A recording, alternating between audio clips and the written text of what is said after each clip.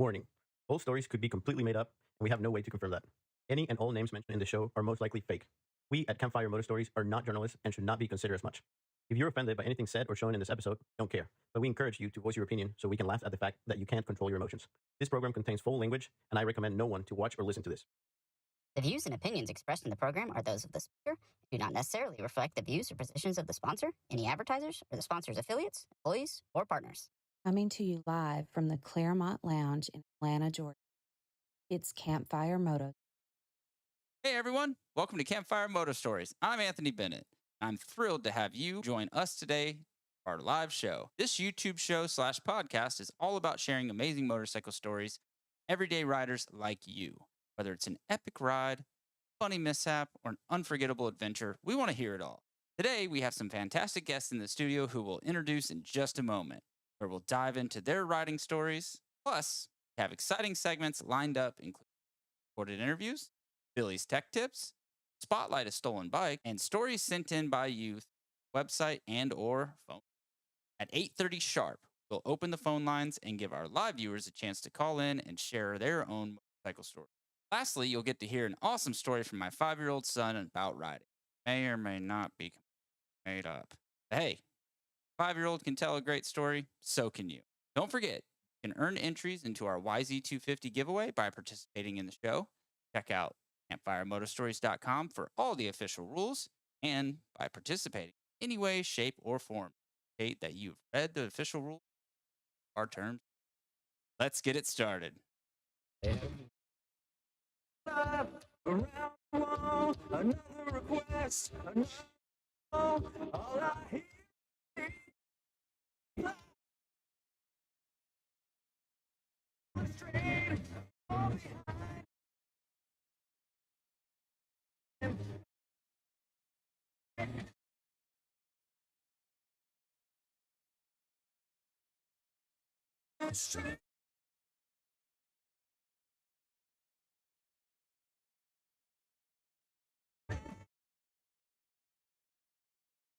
Will I be able to hear you? Yes, Danielle, you'll be able to hear me. There you are. You didn't know I turned the mics on, did you? No. Hey, welcome to Campfire Moto Stories. I'm your host, Anthony Bennett. I have some fun guests in the studios today. We're gonna have a lot of good laughs. We're gonna share some stories. We're just gonna do. Oh yeah, we're giving away a bike too. There's that other thing we're doing. So that'll be happening later today. Is that rigged? Is it rigged? Yeah, like I'm taking the bike home. No, I sir. thought that's what you told me. Why the fuck would come on the I podcast? do hope Like, whoever wins it is locally. Like I saved one of the crates from my bikes because I get all the bikes in the crate. Yeah. So I saved it in case I need to ship it, but Nice. I hope it's somebody locally. And I would Shipping's say kinda probably cheap. 90% of the entries are all friends or close by people. So it Yeah. shouldn't A be a little part problem. of me doesn't trust Anthony though, because I feel like he's gonna pull it out and it's gonna be like a model and be like, It's down in the garage. I didn't see it. Well, I'm It's there. surprised somebody didn't break into the garage and go get me payback. Because how many times have I got your bikes now, Rodney? It's twice for sure.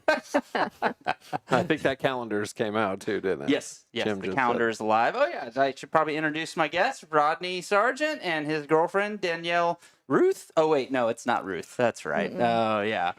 So I made it the YouTube thumbnail. She was hiding our name for so long from people. That... So Yeah. what's bull is it doesn't matter if you change your name. If somebody gets your phone, it Now. links and it knows, it recommends you to them because I've Yes, done that forever. But I have had Facebook since the beginning of time, and in the beginning of time, it wasn't connected on Oh, your yeah, cell yeah. phone, and so like that's why I changed it, and has since changed. Yeah. So So I don't know if you've watched any of the shows, but one of the things I love to do is I start off with an icebreaker just in case my guests are a little bit nervous.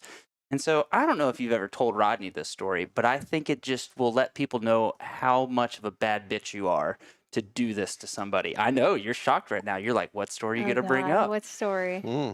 B. Lee taking you on a date. Oh, And then a few years later, I don't remember all of it, but I believe you had lost some weight. yeah. He forgot who you were and tried to take you back out. So you made him take you to like a fancy, like what happened with it? Does he know this Do story? you know I Brian don't. Lee, their Ah! former roommate? Oh, No. whoops, my bad. B. Lee. Okay, keep going.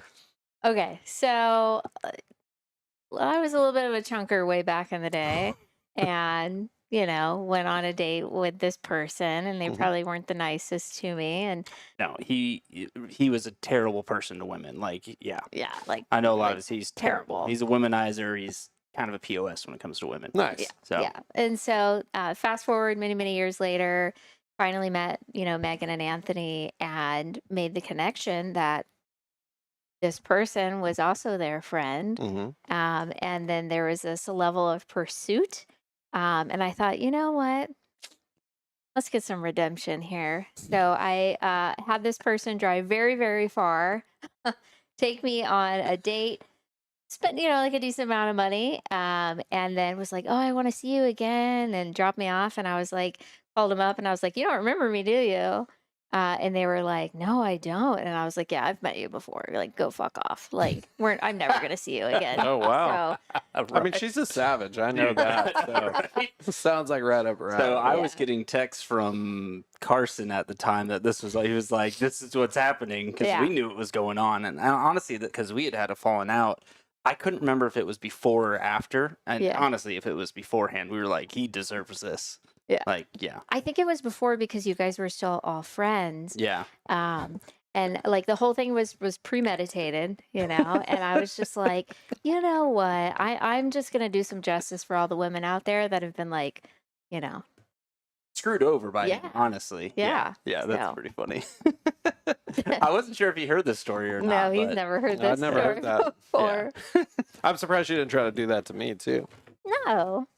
She always had the hots. Yeah, you said that there was a cute story of how you two met, which it's really funny because I was thinking about this and kind of putting like the timeline, because we've been friends, the two of us, with Megan and I, and 12 years, I feel like. Yeah. Marion Motorsports days. Yeah, and I remember there was just always, it was like when you guys started dating, it was like, you know what I mean? Like that makes Right. sense. It right? was for Yeah. us too. It Yeah. was just like, it is what it is. I'll let her tell the story because I don't want to put my dude twist on it.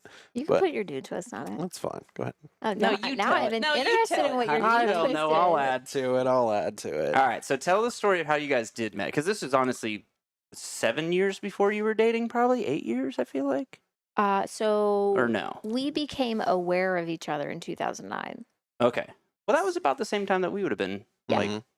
Yeah. The two kind of coincide. So I used to be really big into like the tuner car scene. I used to go to shows. I had a car that I would put into shows and would compete in different classes and stuff like that. oh, what car was it? We don't need to talk about that. It wasn't a Porsche, that's for sure. It's not what you're driving now. No. It was definitely way back in the day. But this was like back in the day when, there was Nopi, and then Nopi had kind of died down, Mhm. and then they introduced Motorsport Nationals. And I think this was, the second year of Motorsport Nationals, because the first one was inside. I'm just wondering, did this headband, did that go along with the car you were driving? They can Actually, see. no. They can see this I picture, think by the that's way. actually Look later at than. That is at Daytona Beach Bike Week. That is where that's I from. just saw that picture. Was like, that's That is just terrible. a funny Look, picture. It's terrible. ask her about that picture because I believe she rode a CBR 600 to Daytona Bike Week. Was hanging out with a bunch of Harley dudes. I did. Mm. I was, it was my 03 CBR 600RR. And we'll get into that, the demolishing of that bike later. Oh But yeah, you were a sorry. witness Oh, to yeah. that. So yeah. So anyways, I was at Motorsport Nationals. I put my car in, and not only were they doing a show, but they were also doing a drift event, and then they also had a stunt event going on. And they did the drifting and everything, and then all of a sudden there are these guys that are doing stunts on motorcycles, and I had never really been exposed to that before. Mhm. And so it was kind of like the first time I'd ever seen anything. And I was like, wow, this is really, really cool. And then I noticed one of the guys, I was like, ooh, that guy's got a nice little booty on him. So It was me. from afar. You have a sweet ass. Thank I'll you. He say does. that. He actually I get that really, a really lot. does. And then, a couple of weeks go by, and I'm on Facebook, and again, this is before Facebook used to suggest people for you, and was going down a rabbit hole, and I came across his page and realized that we had a lot of mutual friends, and I was like, wow, we are kind of in the same circle. That's wild. I didn't realize that. Whenever you go to these shows, you automatically assume they're not local people. Yeah, yeah. And so I was like, it. And so I just clicked add, and he wound up actually messaging me and saying, Oh, did you slide in the DMs, sir? that's what I like to claim. Yeah, I had to, because that's, you got to filter these people out, especially when just rando Oh, yeah. chicks are hitting you up. Yeah. Right. Which I'm sure happened all the time back then. So, For sure. anyways, so he actually messaged me and was like, I see we have a lot of mutual friends. And I remember this to this day. He said, "You don't seem, what did you say? You don't seem like a total weirdo." Yep, weirdos. I get the weirdos in the inbox for sure. Stunt riders, that's just like a magnet for them. So he added me, and then we wound up just like chatting back and forth, swap numbers, and genuinely we're just friends. Yeah.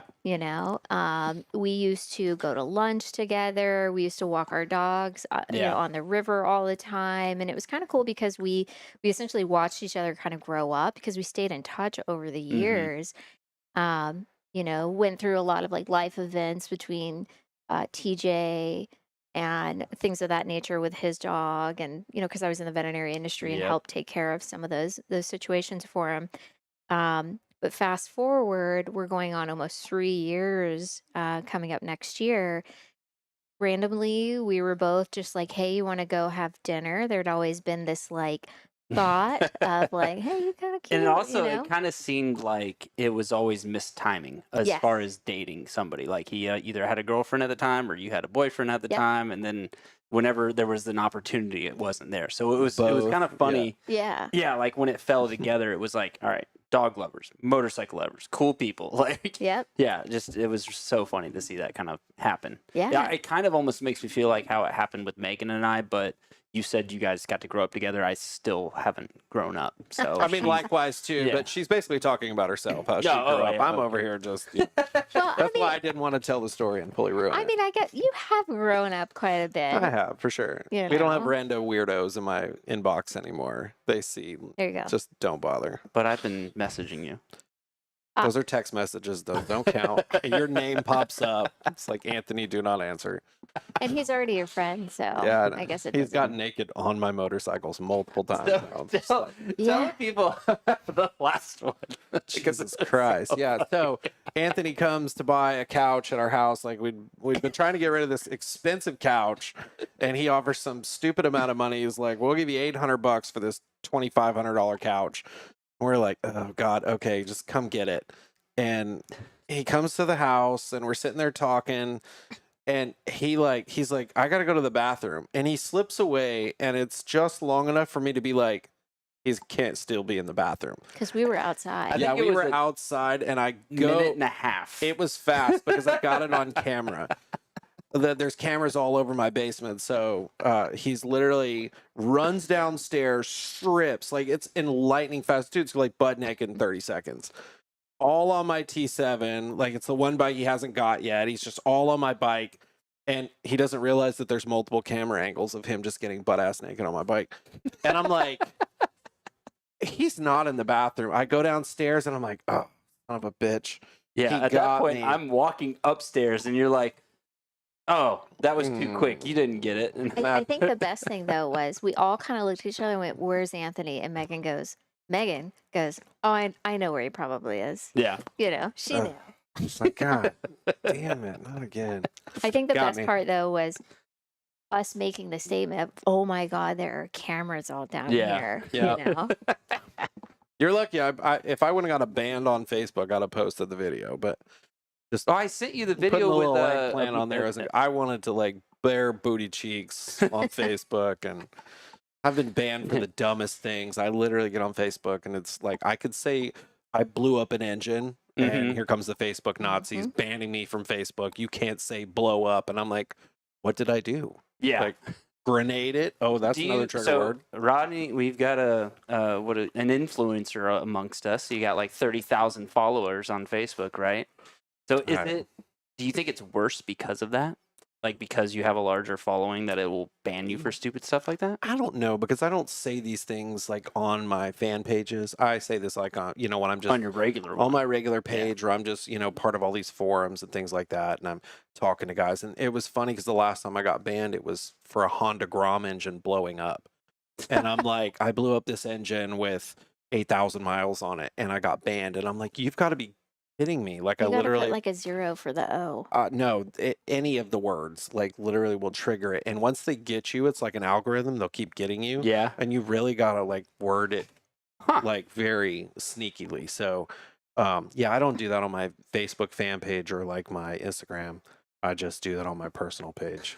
I try to keep it professional. On And those honestly, pages. with how bad I just troll people all the time, yeah, I'm really surprised that I haven't been banned. I like, know. That's You've why- multiple never been times. banned? No, it's happened like once or twice, but like a one day, and I honestly can't even remember what they were, but I definitely was like, really? That's what got me banned? No, I got That's banned crazy. for like talking crap with my buddies. You know how we're gonna like slap each other and do silly shit. You know, but you're like, oh my god, like I was literally joking. We'll be texting back and forth, like, oh, this Facebook crap is like. At that point, like you just kind of boycott Facebook for a while, and then you know, it just sucks you back in. Yeah. It's like, so toxic. I've somehow managed to stay away from TikTok. My wife's like, you got to make a page. Yeah, I You're going don't to be do it making the either. shorts and all that stuff. It's kind of like, to me, when I hear people talking about how addictive something is, because I waste too much time with social media as it is, but like Candy Crush. I refuse to download Candy Crush I've because I never heard done that nothing either. but about people talking how addictive it is and people are like getting divorced over it. So I just never downloaded it. Yeah, And I I wouldn't have never thought about it if I it. never had TikTok or Twitter or any of that. No, I did a Twitter one time, and I think I used I've it got like 2-3 Twitter. times. I don't really keep up with it as much anymore. For a while there, they had like super filtered everything, and now Mhm. that Elon's got it back, you know, or he's got it, period. You know, he took all the bans off of it and stuff, and so you pretty much can say whatever you want on there. But I don't really get into that. It's so busy between Instagram and Facebook.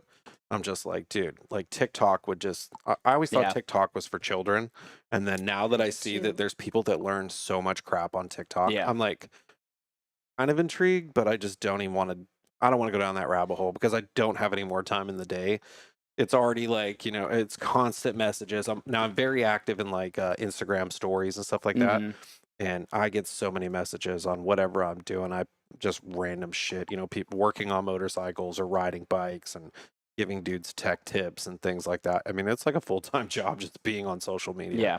I'm like, oh my god, how do I find? It is kind of funny because I will be out riding with the boys, whether it's, you know, stunt riding or dirt bikes or whatever, and I'm always like phone out, and it's because it's content, you know. I'm Yeah. like waiting for somebody to eat shit, you know, or to do something funny, and I mean, it's really like a full time job, and my boys know, but they're so like just naive to it. Yeah. Nobody's ever got their phone out. It's just me. And I'm like, I'm going to get somebody getting hurt. Like, Yeah. you know, it's just, I don't care about it going viral. It's just constant engagement. Yeah. You know? I'm So, trying to remember one that there was. I think it was your video of somebody eating shit on about this time last year on a dual sport ride. oh man, And that it was was Alex constant. or Jim's or Dude, or one of those the- guys. Between the supermoto guys and the dual sport guys and the Grom guys, those dudes, like, they're always eating it. And the so- Saran guys. Yeah. And your trail in your backyard. Oh, Yep. man. With awesome hill It's climb. always something. The bad part is when we're not trying to get hurt, like doing hard enduro stuff. You know, I'm taking Yeah. you. You're like, I don't want to do this crap, and I'm like, dude, we get like chalked off of motorcycles and objects onto big rocks and stuff, and you're just like, thank God for stunt riding because it makes me a bit, you know, more Limber. aware. I mean, you know, getting pitched onto a rock off a dirt bike isn't really that bad because getting spit off the front of a sport bike that weighs 460 Yeah, pounds yeah. starts chasing you down, you're like, this is way more dangerous. So I just remembered one of our rides that you and I did. I didn't even write this down, and I meant to. When you remember what happened to my rear wheel? do the rim locks, left the chat. You're riding, the rear tire is spinning on your rim. You can't even go anywhere because it got all wet. Oh Where my we went through gosh. like a bunch of creeks, and every time you gas it, the rim's just spinning on the spinning. tire.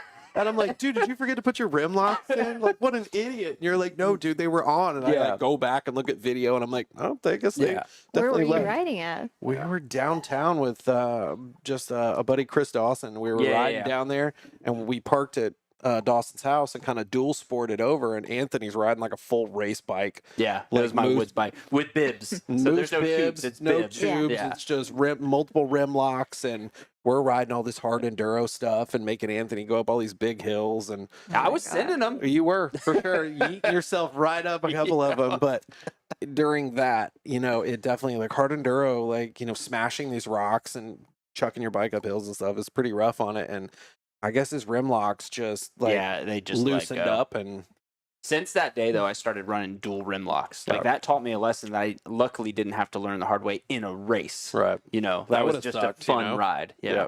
But there, I don't remember. What the hell was that?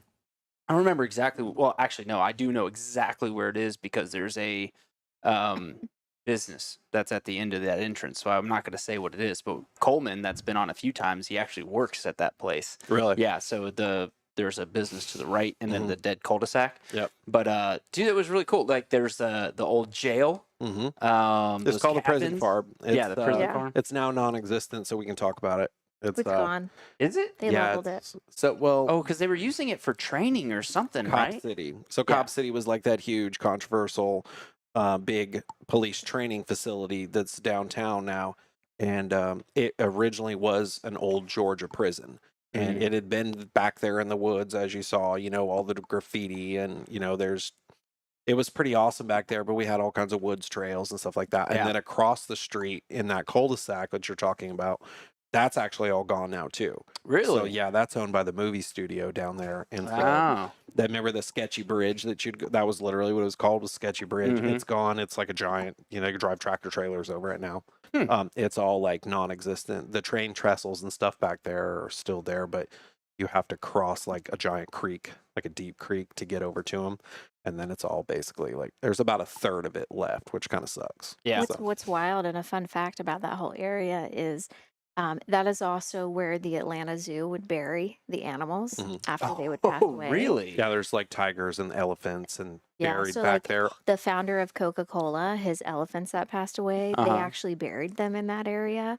I think Willie B. Do you remember Willie B? I don't know that Willie B was buried there. I Mm-mm. looked it up. They said he was. Oh, Is that well, like that an was Atlanta rapper?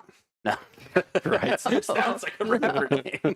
But R.I.P. legit, Willie like, B. could Yeah. you imagine as they start Yeah, like Willie rating B. He's that? buried out there too. Yeah, that's Crazy. just digging up the prison farm. It's pretty wild because, like, when they start, we've been riding this place for years. A couple of the local ATL trail rider guys, like, they, just lived right there in East Atlanta. Mhm. That was like their dual sport green space, and it was more than them that were upset. It's just all these hippies and all these ecological people God, that it was were. massive. Oh, there was like Mhm.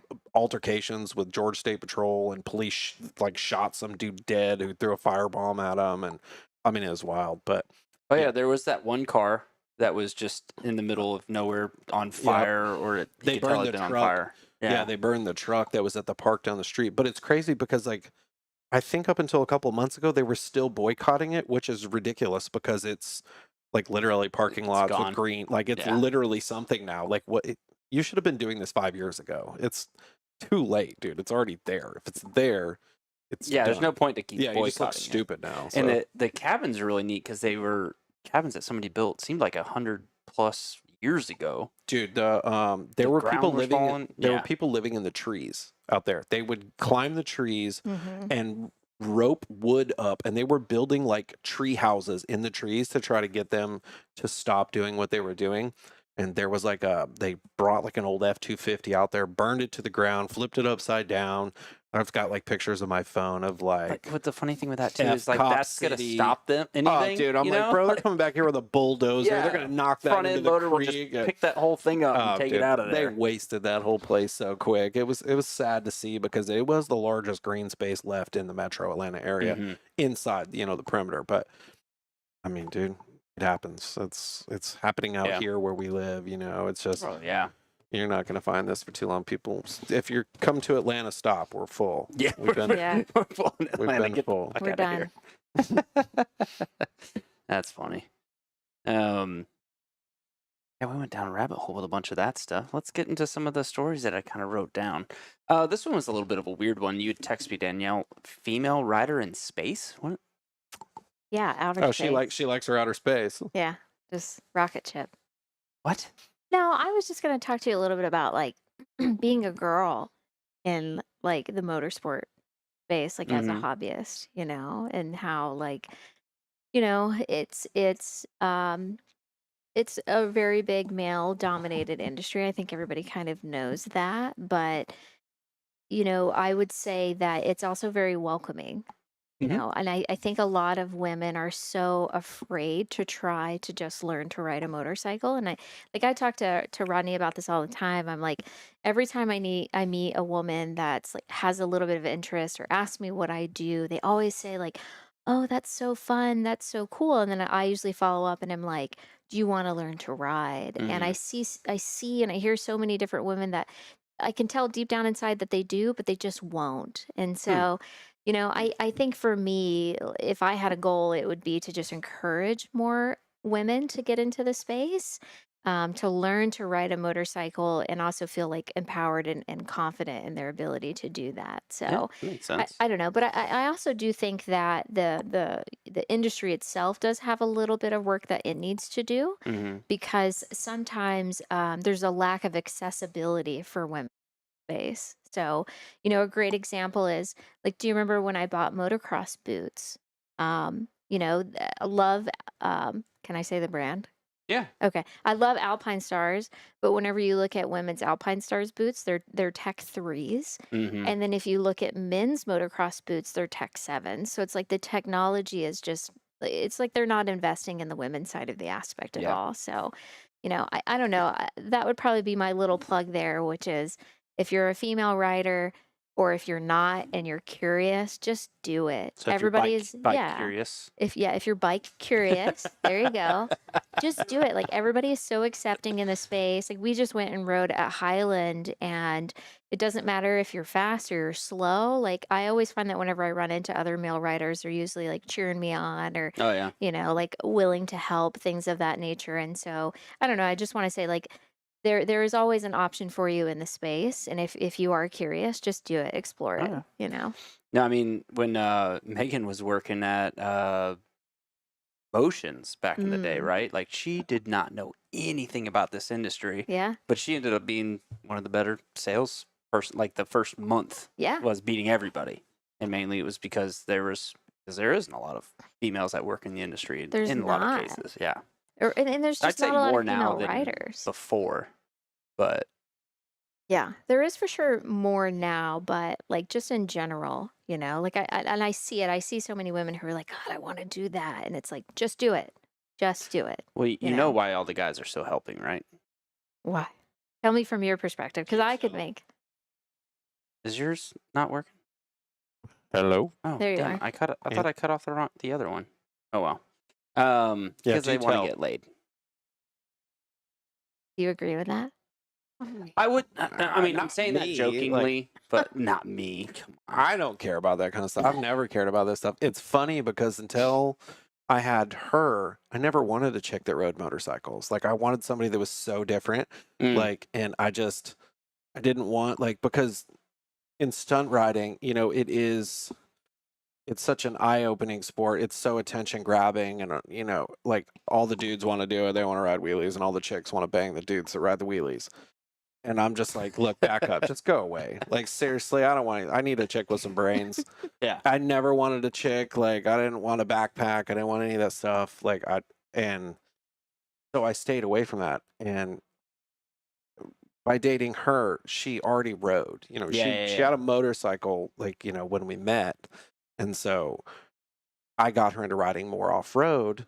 Yep. And that's been fun because it's such a different discipline than riding on the street. You're used to no traction and then traction. And so having her do that, pushing her more, that's been fun. But it's a first for me for sure. And, when she talks about these things, I can definitely see where it's like a problem where, women want to get into it, but they're just so intimidated by Yeah. it. Because, we have dudes have everything. We got the gear, we got the bikes that are more our size. And, we had to get her a bike. The KTM had to be lowered 3 inches because she's vertically challenged. And, I mean, it is what it is. But she's taught so many people, like, I think 2 or 3 friends now of my guy friends, their wives, like, she's had them come Yeah. over and ride and learn to ride in the yard and the trails at the house. And it's been kind of cool to see. You got good You know, trails for that too, because Yeah, for it can sure. be easy or it can be challenging. Right. Yeah. Yeah, Yeah. they usually steer clear of the More Big challenging. Big Mama Hill over there Yeah. and stuff. Yeah. But you know, it's been fun for sure. But she makes a very valid point where, you know, being in the power sports industry, you know, I don't just stunt ride. I, you know, ride dirt bikes and adventure bikes and all these things, and really don't make good looking stuff for women. She's like buying little kid stuff. You Yeah. know? I like that's such a true thing though. Yeah. Like my motocross boots are little boys. That's what I wound up buying And you got you got to think women spend the money. They're like $2,000 purse, no problem. Yeah. You Right. know, the gear, you would think they would make their gear just, but I don't know if dudes are designing it or what, but I'll say for off-road, Mhm. FXR is doing a good job of like making more female design gear, and I will say that's what I think Icon did right back in the day, and why they killed it is they did. yeah, well, really- their main designer, Kurt, was, I mean, the owner of the company. He's such a creative mind. Mhm. He's then sold the company, but, you know, and they still do wild stuff. They put weed on helmets and cheeseburgers and crazy Yeah. stuff, but, they really need that in, like, you know, I ride for WPS, and fly racing doesn't really make anything that jumps out and grabs you for a woman. Yeah. You know, their new lines of stuff. You can tell that there's different designers working towards the guy gear, and it's looking cool, but it's like the girl stuff still needs like that woman's touch. Mm-hmm. Yeah, because it all looks like early 2000s, and it either has zebra print and it's pink, or it has blue butterflies on it.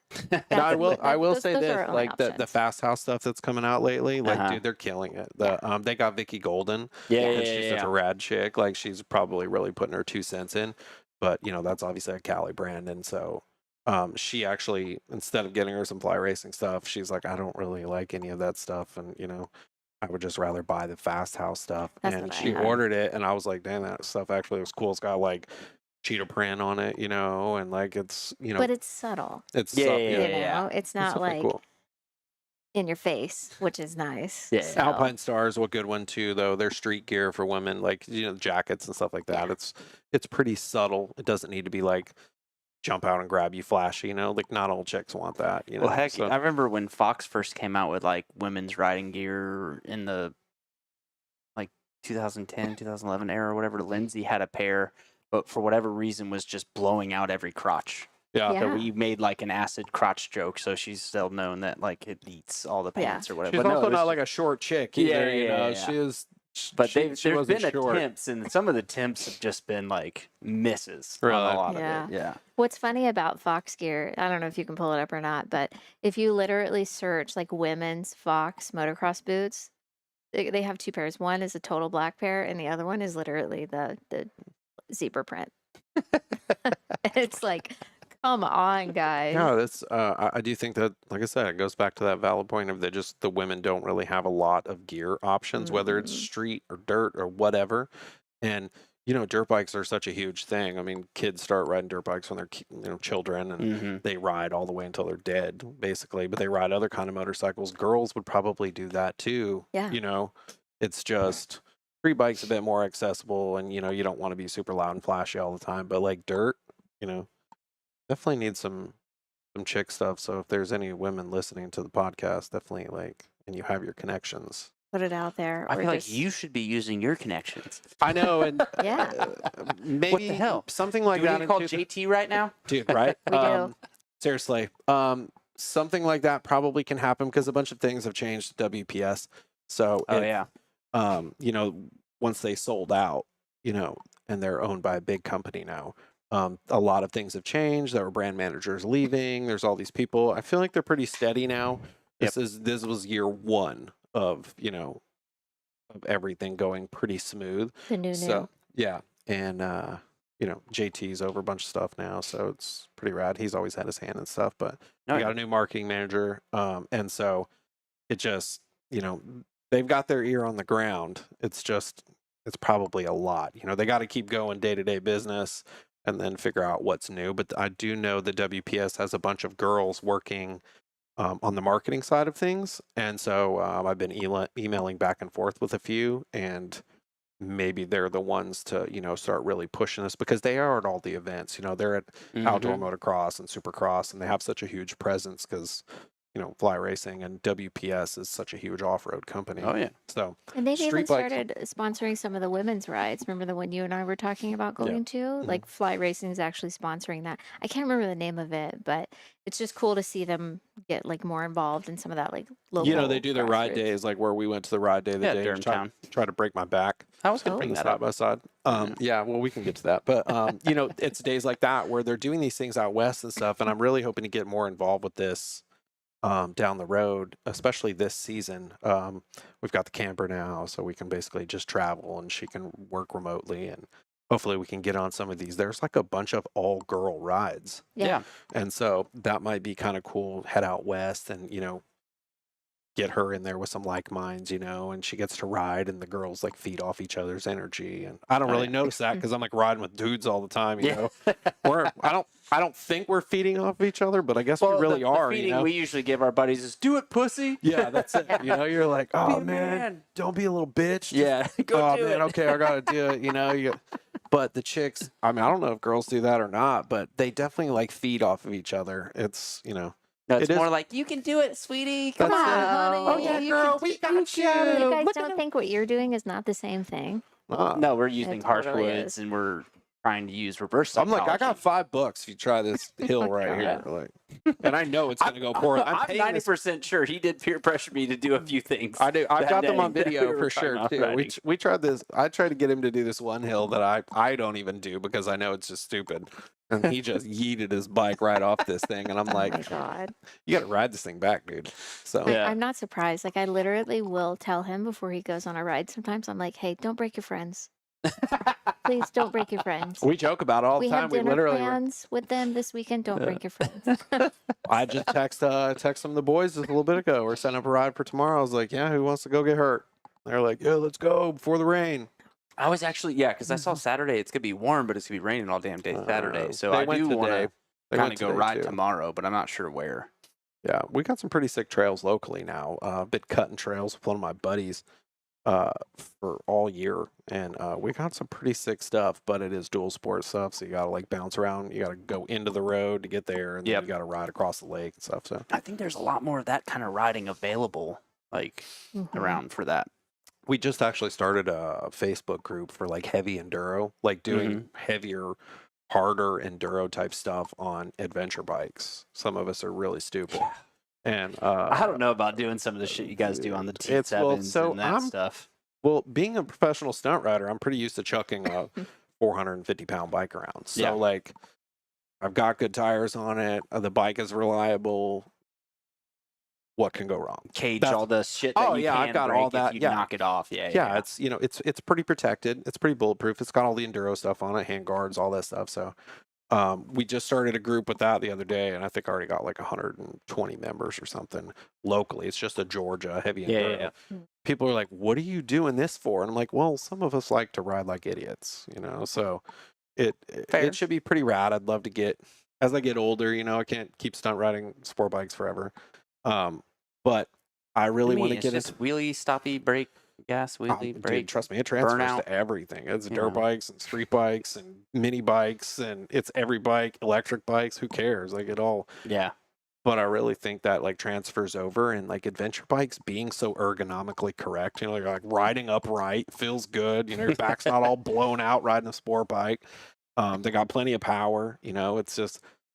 And I'm such a motorcycle enthusiast where I love to tinker. I like to get good suspension on things and good tires and see how they work and how they perform.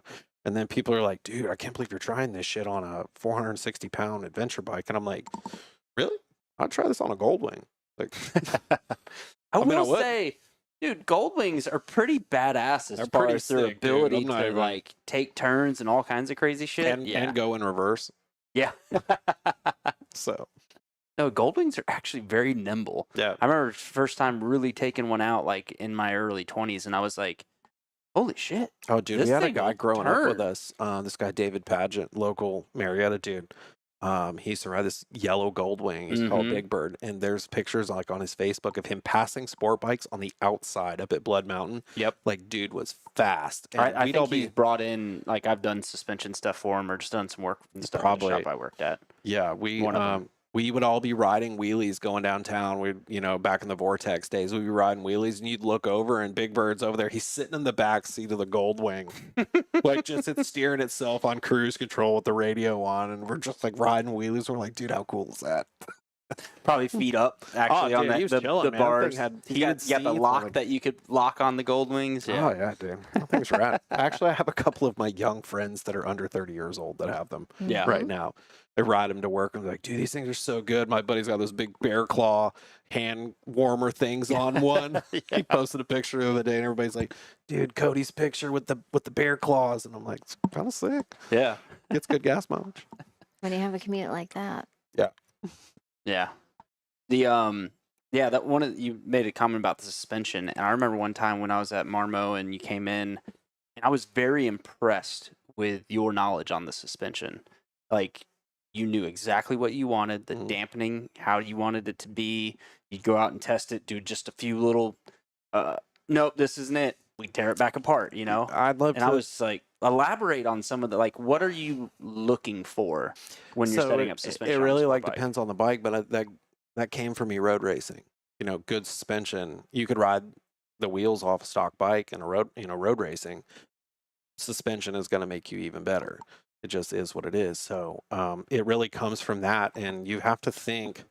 So stunt riding, the motorcycle was never designed to ride on one wheel, especially not the front wheel with no engine. Yeah. So you've got the weight of the bike and the weight of the rider up on the forks, you know, and you need it to eat up all the bumps that most people are traveling on two wheels. Well, I need the same suspension, and you're going to have to pick the best of both worlds because it's got to ride good on two wheels, but it's got to ride pretty good on one wheel, on the front wheel. So it was actually just figuring it out, you know, buying good cartridges, things like that, because, you know, the stock stuff is so limited. But I pretty much have good suspension on every motorcycle I own. Well, yeah, because you know how important it is. I do, yeah. So, And it's like- funny, I think so. I ride for a suspension company for Honda like mini bikes. This company sends me like really crazy suspension, and I bet I've sold like hundreds, if not thousands, of cartridge kits for this company, rear Mhm. shocks, things like that. Because once you explain this to these guys, they're like, "Dude, how'd you just wheelie over a pothole that was 4 inches deep?" I was like, "I don't know, I didn't feel it." And they're like, "What?" And I'm like, "Well, yeah, my shock. I got a $900 shock on my stupid Honda Grom." Yeah, you know? yeah. They're like, "Dude," and I'm like, "You just gotta try it. I mean, I'll let you ride my bike, but you know, you just gotta trust me. You don't have to buy like a $900 shock that's better than like a Olin's TTX. You know, you could buy something that's better than something made for a 140-pound Thailand man Yeah. child." So Yeah, the it's every stock bike. suspension on those bikes they're junk. Look at guys going racing super bikes. Opie Kaler, you know, super bike, bone stock GSXR 1000, put suspension on it and tires, and dude can like it's no motor work whatsoever, and he can turn qualifying laps for Oh, like yeah. a super bike race on a bone stock motorcycle. So Well, Opie's a bit of a freak. Opie could probably do that with just tires, but yeah, he's definitely like you would never know it knowing the know. dude either. You're just like, oh, this dude, who is he? And then you're like, oh my god. Yeah, when I had him on the show, with that got brought up about how Chris Turner talked to him about, I went looking for a guy, and he's just eating cheese, like the canned cheese, right, Like on the cheese cracker. whiz? He's like, I'm looking for Opie. He's like, no, it's me. Like after he waxed him like in a Dude, practice yeah. session, he's like, Ope Dog is You're the Ope? man, dude. Yeah, Yeah. Ope Dog's the man, dude. That dude is like, we got this joke. We're like, you ain't shit. oh yeah. He is the shit. Like, Yeah, on a we super showed the bike. Opie ain't shit T-shirt on. Actually, I think favorite. he brought. I still got one. You did that? I still got one. Yeah. He ain't shit. That's and I write that like on his Facebook post, and people are like, "What an asshole!" Yeah. And I'm like, he knows what it is. Yeah, Yeah. the suspension thing, it's just you know, every motorcycle, you know, you ride off road, you race motorcycles, it makes it better. It really does. Like they can only give you so much. This is why the aftermarket was created, you know, Mhm. to make things even that are good better. Yeah. It's really hard to make a KTM like 300 XCW enduro bike better than it already is because it's fuel injected, it's oil injected, it Yeah. starts upside Well, down besides on the your WP head. forks, but you know. Yeah, but if you've got the 48s and not the air forks, which Yeah, none of yeah. the hard enduro bikes don't come with that garbage on there. That's right. Which I is forgot about that. crazy because they put that shit on a motocross bike, and I guess they expect you to like air up the preload side or something. But Yeah. hard enduro bikes come with like basically closed cartridges on, so it's Yeah, pretty I forgot rad. they did that with that one. Now they do make some badass ones that I do drool over those with my hard enduro bike. I look at bikes, I'm like, oh my god, babe, look at this! It's got $6,000 forks and shocks on it. It's got the big cone valve, you know, WP stuff on it, and I'm like, I like how oh. she's like every time. Every time. Yeah, every but that's time. why like you ride into a dealership and you look at a 2025 KTM 300 XCW hard enduro and you're like, this is a $15,000 dirt bike. Yeah. Oh, it is 100% worth it. Yeah. That thing will start upside down on your head at the push of a button. Like, it is insane how good those bikes are. I'm really hoping Yamaha comes out with a fuel. Dude, look, let me say this. If any of the Yamaha people are, get your shit together. Oh my God. KTM ain't going nowhere. But if Yamaha made a 300 fuel injected 2-stroke, which Fantic overseas in Europe makes this bike, it is a damn YZ. There's a dude on Facebook right now. He's in like Arizona or some shit. Yeah, they got one. He's got one, and he's like literally taking apart, showing the flywheel. It's Yamaha parts, and they don't know what it is, but there's a fuel injected 300 electric start. We talk about it in our group all the time. That, I mean, their Yamaha fanboys are like worse than Suzuki fanboys. Holy Jesus, dude.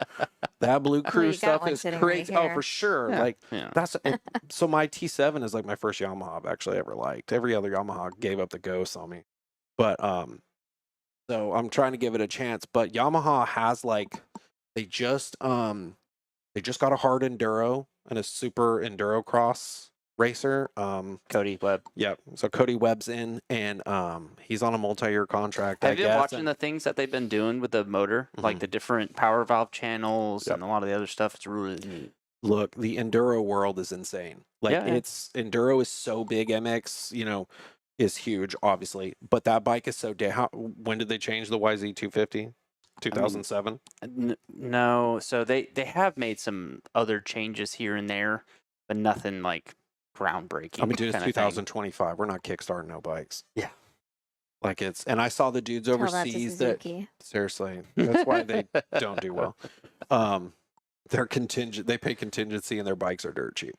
But if you're wide ass open all the time, what do you need to kick? I mean, an electric start for. But hard enduro is not like that. Yeah. And all it would take for the Yamaha executives to go to like TKO Well, in there's that Tennessee. one brand that's made an electric start for the YZs for That's what I a was getting to. long time. Yeah, it's heavy as shit too, dude. Yeah. That thing is like a car starter on the side of a YZ. But I mean, if Cody Webb, he has a battery in that YZ 250X. Mhm. He's got a battery in it because he's got an electric fan on it now.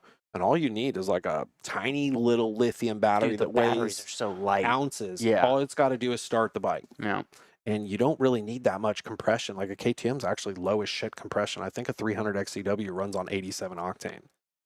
I have an XCW right now. My stock 18 XCW TPI has 385 hours on the stock top end. I have never changed a piston. That thing runs like a raped ape. Well, hell, Jim, you got to be careful with the fuel injected ones, though. Jim got about 50 hours on his, and it kept doing some really weird stuff. And it turned out that the sensors were picking up blow-by from the piston and was actually cutting his bike out. So and, that's called and a he crank. finally was like, I'm done with this thing, and he traded it in, and then they figured out, oh, you just need a new piston. That's it. Well, Yeah. they probably, because so there's a crankcase pressure sensor in the back of the cylinder. If that gets clogged up, that thing will go erratic as all get out. I figured that out with a quick Google search. And I was like, oh shit, let me take this thing off. Took the hose off that goes from the cylinder to the sensor, blew that thing out, and all this carbon junk came out of it. Because you got to think, if you're riding enduro, you're not wide ass open. You're like bogging it down a you're good just bit. chugging it. And I cleaned that thing out, and I sprayed carb cleaner up in the sensor and put it back on. Never done it again. And I was like, damn, that's what it was. And it was just a Google search. The new KTMs actually have sensors. The Huskies too. They have two sensors. They've got an air temp sensor and the crankcase pressure sensor. And if one goes out, you can swap them. So it's kind of cool. You can just take the hose off one and stick it on the other. So I know we didn't do our tech tip. We said we'd do our tech tip, but and we We'll said save we'd that. do one. We won't even we're use there that one. now. We No, won't we're, even do we're that at one. the tech tip right Yeah. now. So yeah, but I got to do. I can give you a million sport bike tips. I get this crap all the time from guys on Instagram. They're like, dude, how does it do this? How does it do that? How do you make that? And I'm like, Now it's time for some awesome tech tips. Transform your comfort with Innovative Mechanical LLC, specializing in HVA service for residential and commercial properties. They provide expert installation, maintenance, and repair. Their certified technicians ensure top-notch service, whether it's conditioning, heating systems, indoor air quality solutions. Serving Georgia since 1999, they prioritize customer satisfaction, prompt, reliable service at competitive rates, routine maintenance to emergency repairs. Trust Innovative Mechanical LLC for all your HVAC needs. Give them a call at 770-726-7407 or innovativemechanical.llc.com to schedule service and What experience tech tip are you gonna unparalleled do? comfort today. Oh, we just did it. That was the tech tip. Oh, That was the text I swapping mean, sensors. That's So Figured might easy. as well. We're talking You're about welcome. technical stuff. Yeah. No, I mean, if there's other ones that you wanted to hit on, it's just since we were talking about tech stuff, and I he didn't. could probably tell you how to completely take apart the innards of your suspension Yeah, I mean it's. since he has like So, 4 I don't deal with times. carburetors. If anybody ever asks me about that, I'm like, dude. I don't shit, man. It's 2025. We don't do that. Yeah, when I don't somebody even brings like a carb dealing with clean my- for me, I'm like, Dude, I just bought my Yamaha little EU 2000 generator, the little silent one. yeah. I let it sit too long and it gummed up with ethanol. I just bought a new carburetor. I'm like, I'm not cleaning this shit. I was gonna say I've got a carb vat if you do need to soak one in there. Yeah, you I let got that one shit too. sit in there for an hour. That's a good tech tip too. They're like $20 at any hardware, not hardware store, auto parts store. You can get the carb vats, and man, if you have to do a carb clean, that is the way to go. Yeah, this thing, dude, I use those like, I use it for a lot of parts actually, but it's those cleaners, man. They and like experimenting they with have different those, detergents and stuff. The ultrasonic cleaners. That's things what I have. too. One of Yeah, those. yeah. I haven't yet. Yeah, I used use one the of those yet. ultrasonic cleaner, and dude, that thing you put it in there. I think it's 175 degrees for 30 minutes. You can literally, you could take. I've put carbs in there before and just took like the. Do you have to worry about the O-ring stuff with that? Mm-mm. No, you can leave the rubber in because that's one thing that sucks about the carb vat is you have to take it all apart. It depends that. on how, like, depending on what you put in there. They recommend like this solution that hasn't eaten any O-rings or anything that I've Mhm. seen in any of my stuff yet. But dude, it's kind of cool where like I'll take like the bowl off a carburetor or something and I'll just leave the carburetor and they're sitting on it, and depending on the size of the machine you get, it's got like a little screen in the bottom of it that's kind of fine. And you just put that thing on there and it just gets to bzzz, and you watch it and you're like, dude, look. You can see it. It's like the crap starts coming out of it. And it's Yeah. just like, it looks like smoke in the water. It's crazy. And it starts coming up and you're like, dude, this is crazy. Yeah, I've never even seen one before. Ultrasonic besides, cleaners are like cool. a video, so I want the. Dude, you can get them on Amazon like super dirt cheap. You can get like really small tank ones. And that's what I did. I just got one that's big enough for like small motorcycle parts and stuff. And it works great. So I usually will take jets out, everything apart, take that- and set it in there. Do you Mhm. need to do that with the ultrasonic, or can you just take apart the bowl? I've seen dudes take, like, my buddy took his KLX 110 carburetor and just stuck it in it. And he took the bowl off of it and just turned it like this and ran it for Yeah. 30 minutes and then turned it up Kind right. of like gravity. If Yeah. when it comes out, just shake itself out. Fired thing right up. Huh. I was like, damn. You can literally see like the crap come out of it. It's the harmonics behind that. It's crazy. It definitely vibrates everything So up. have you looked into it like more? Is it more of the sound or is it the solution? I would think it's like the ultrasonic waves in it, like basically the vibration, Mhm. just vibrating That it they can loose. feel it, feel the vibration. Mm-hmm. You know, how it goes. It's like a little silver bullet, but Yeah. maybe throw a bullet in there too. So before we go off the topic about the stunt suspension, does that, because like I remember having to put a lot heavier stuff into the front for you. Mhm. Does that affect the way that you'll have to ride other aspects of it too? Because like with the drifting aspect, or does that kind of help it? Well, so obviously with any motorcycle, like just trying to set the bike up right off the bat with the sag, getting the sag dialed in. Yeah. So when it's sitting there on its own, and then obviously your rider sag when you get that dialed in. I've never done anything suspension wise that made it worse. It doesn't make it any worse to ride on two wheels or drift or anything like that. Now, being a bigger dude, I'm 6 foot, 210 pounds. So it's like, my Kawasaki ZX6 isn't for a 165-pound guy. Mhm. if some little guy got on it, it would feel pretty stiff to him. But that's, it would be any motorcycle that has the suspension set for their weight. The valving, it just depends on what I'm doing. Like, I do play with the valving a lot, depending on what I'm doing too. Like, it doesn't matter if it's my stunt bike. My stunt bike, if I'm rolling like really long stoppies, then I'll make some adjustments to the fork. I want it to compress quickly and rebound slowly. Huh. I don't want it to pogo. Yeah. I want it to just kind of drop down and sit in the fork and the stroke, and then just stay there, and it can still absorb bumps. And then the rear shock's like kind of like I'd say it's probably like a half and half, like compression rebound setting. I don't have a ton of preload in it or anything. It's kind of like a normal thing. I like it really soft, like when I'm in a wheelie and moving around, like whether you're going in a circle or it's kind of soft, but my front end is pretty like dialed. It feels really good. Yeah, I did kind of feel stupid when then when you guys were probably doing something. So I probably experimented with like a 10 weight fork oil, which seems like pretty thick because most of that crap's like 5 I think weight. that you maybe Sub put weight. like 15 as a attempt. Dude, I've tried everything from like doing heavyweight oils to no weight oils, especially in like steering dampers and thing like that. Until we actually, when we were doing the stoppie stuff really hardcore, we would have 2 steering dampers firing, opposing each other. Oh yeah, And so the problem is when you would run thick oil in them, then they wouldn't move at all. When you started turning them up and you stiffen them up, you got to think, if you're picking up a stoppie on a drag strip or whatever, it's a narrow drag strip. You got to turn around and go the other way. So now you got to go down there and you're turning both steering dampers off just to be able to turn around. And so that works really well at high speed. But if something starts to happen, you can't even make like an adjustment. It's so stiff. So we ended up like dialing back. And I think I was getting our steering dampers on like a 7 weight fork oil. Whereas before, even like if it was a 10 weight, even if we were hot in Florida, where the heat's like sitting on the metal all the time and the fluid's already like, just pretty hot. Cooking it.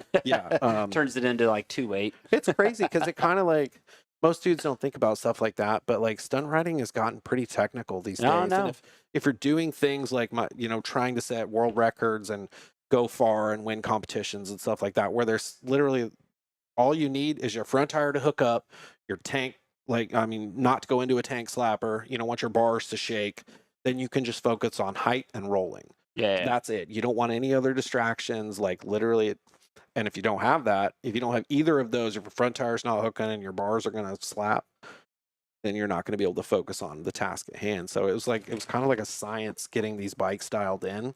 And then it just started, like, you might as well just take that to the whole bike. Like, my stunt bike's literally like a super bike. Like, everything on it's fully adjustable and billet, and rear shock's like $2,500. Like, I know, that's what I was going to say. I felt stupid when you first started, like, testing different things, and we talked about it more on the technical side of things. I felt stupid that I'm like, I would never have imagined that a stunt person had that much thought that went into the bike. You know what I mean? And then once it was like a light bulb going off of like, oh, it makes so much sense that you have to do that to do this. It kind of, and when you're buying these good quality, like high-end products, they last longer than stock stuff. They're made to take a little more, ruggedness and vibration and things like that. They're made with better quality parts. OEM stuff is pretty good, but it's pretty good for like a lightweight little guy, So it's... I feel attacked, but okay, go on. I mean, same. Trust me. Every motorcycle I have, I'm like, I can't even ride it. I know in my brain, I'm like, I gotta set this thing up first. Like, I think a lot of what you do though is trial and error. Like just even like peeling back behind the scenes. Like at home, he'll be in the basement in the shop, and I'll be upstairs working or something, and I get a text that says, "Hey, come help me." And I run down there, and he's got like his forks completely pulled apart, and he needs me to hold this little piece so it doesn't go missing. And he's doing he's doing that. I pulled the forks apart on my T7. I have close cartridges in it, but I pulled the forks apart 3 times. To take the forks off the bike itself. How many times has he yelled at you for holding the flashlight in the wrong angle? Oh, he's got plenty of headlamps. He's dead. He's I dead. had it. My bike was almost sitting on me the other day. I'm like screaming at her. I send her a text. Oh, I was asleep. She's asleep upstairs on the couch, and I finally get the bike off me. And I'm like, oh, dude. I was like, he comes upstairs and he's like, "What the fuck?" And I'm over there like, It's kind of funny though, because I bought this like really expensive suspension. I got no hookup from this company. They were $3,300 in suspension for my 10 or A700. And I got closed cartridges for the front with plus 1 inch travel. And then I got this really badass same rear rally shock with 1 inch rear travel. It's got high and low speed compression. It's super badass. The rear shock has been great. It's super dialed right out of the box. The forks, what a nightmare. But it's because I'm so into tuning these things. Yeah, Like, I want yeah. to get the best out of it. Dude, I have changed the air gap in these forks 3 times. That means you got to take the forks all the way apart, take the springs out of them, and this giant motorcycle. And I'm like, so I contact the company and I'm telling them what I'm thinking, and they're like, damn, you're willing to do all this? And I'm like, well, yeah, because like I see guys that have bought these kits online and they think they're dog shit. Yeah. I'm like, you literally, as a man, and I spent $1,900 on 4 cartridges and they suck. I'm pissed. Yeah. Like, because or are you going to do what you can to make it feel good yeah, for you? and that's the thing. So I'm like, I'm willing to work with you as a company, whether we've got to revalve these cartridges or get the spring rate. Like maybe you didn't dial that in right. And come to find out, the company that we got them from kind of undersprung me. So there was just too much travel. They were too soft. I could literally jump off like a 2-foot drop and my forks would bottom out. And I'm like, okay, they wasn't doing this from the factory. This is pretty terrible. And they're giving me all this bullshit and I'm trying all this bullshit. I'm like, I know enough about forks to know. And then I finally was like, send me some stiffer springs. Let me put these in. I'll send you the other ones back. And I did. And it's pretty dialed now. And so it's months later, it's dialed. Yeah. And so like I am at home having to listen to him like, I'm gonna try this on this. I'm gonna try this on probably this. get so tired of this, I'm like, but- okay. Uh-huh, Can you just return them and get what you want? And so, and like the people at the church down the road from our street, like that's where he goes and like we'll test. Oh, I'll them. jump this T7 he'll, off like, something jump. that's face high. Like Yeah. I literally just jump off this drop that's literally face high, and I'm like, if the forks don't bottom, that's how I know. Yeah. Like yeah. it's like I can, I'll That's, land. that's your testing That's ground, my huh? testing ground, yeah. Yeah. And so I come back and I have tools with me. I'm making adjustments, but all my friends like see me riding like every day, and they're like, "Dude, all you do is ride." And I'm like, "It's not just riding, dude. Like I'm more frustrated than most. Like when He's I'm like, trying I'm fixing shit. That's what I'm really Yeah. doing. Well, it's So- kind of funny. Like, I've never been good at suspension stuff. Like, I will just ride the shit. And honestly, what I've kind of figured out once I got a little bit more weight put on me this past year is You look good. it Yeah, you don't look fat. You're good. is it's Makes your when you're suspension heavier softer. and the suspension's too soft, you can really notice shit. Oh yeah. And it's always been the opposite for me. I've always been a $140 on Yeah. stuff that's set up for like 175, Mhm. and I just didn't know. Like, I Right. don't care to let it bother me, kind of thing. Like, you let it bother you. Mhm. But yeah, once you get on something that's too soft, you really feel it. Oh yeah, for sure. Like it's like me riding a stock bike. Like, all Yeah. my boys are like, dude, let me, ride my bike. Tell me what you think. And I'm like, well, it's soft for starters, but I'm like, it just needs this or it needs that or whatever. Yeah. I enjoy good suspension. I like playing with it, but I wish I was good at building it because I'm not. And I watch all these like suspension video guys. They're like suspension shops, their tools and their shock dynos. I'm just so like, oh my God, this shit's so rad. Like it's so much. It's just so complex. Their tools are such specialty tools Mm-hmm. to do these things. And I'm like, holy shit, dude, you need a workspace as big as this room just to do suspension. Yeah. And I mean, it's We almost fascinating, built a but- clean room at Marmo for doing engines and Dude, suspensions it's- like that. Really? Yeah. It's a lot, man. It's like you need the dedicated space because you don't want shit contaminating things. Yep. You don't want, you got to tear fork seals out and you got to clean Dude. things. And We sorry to cut you off, but talking about how important that is. Mhm.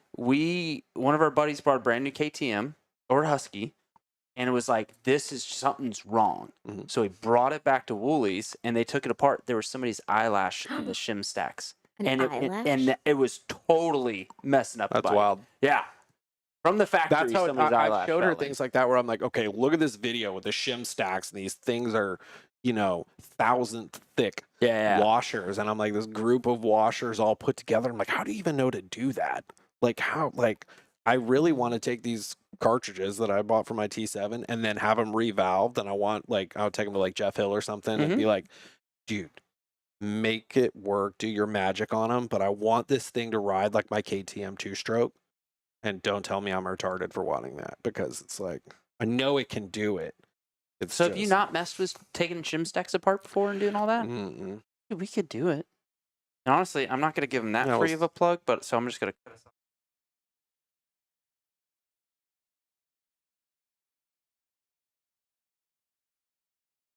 Time you and I can do that easy. And I can, Yeah. we can Well, I because I've asked you taken a lot why- of the shim stacks Why out. you wouldn't do your own suspension stuff, and you said a lot of it is because you didn't have all the tools. Yeah, there's, I mean, different stuff, but So like the I feel closed that too. cartridges are a bit different for me. It is a closed cartridge, so literally yeah. you just pull the cartridge out. And I wanted someone to service that because, first off, it's not a lightweight bike; it's heavy as shit. And I'm riding this thing like a demon, so it's like it's mashing rock gardens like it should have never been doing at all.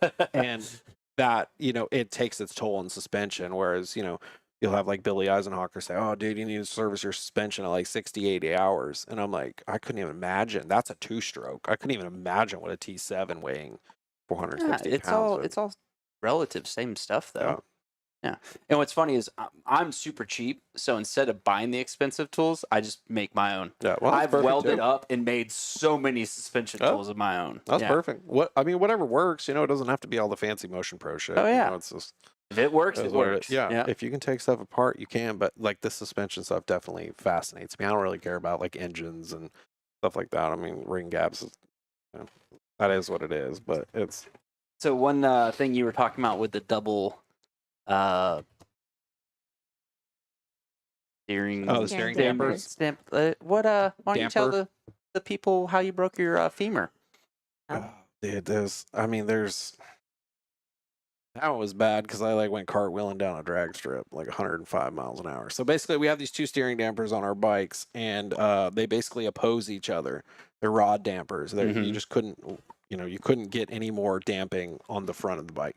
And you're basically, when you get up on the front wheel of a motorcycle, you now have it's like a pendulum effect. The bars work like this, but now the bars are facing straight down instead of in front of you like this. Now they're down.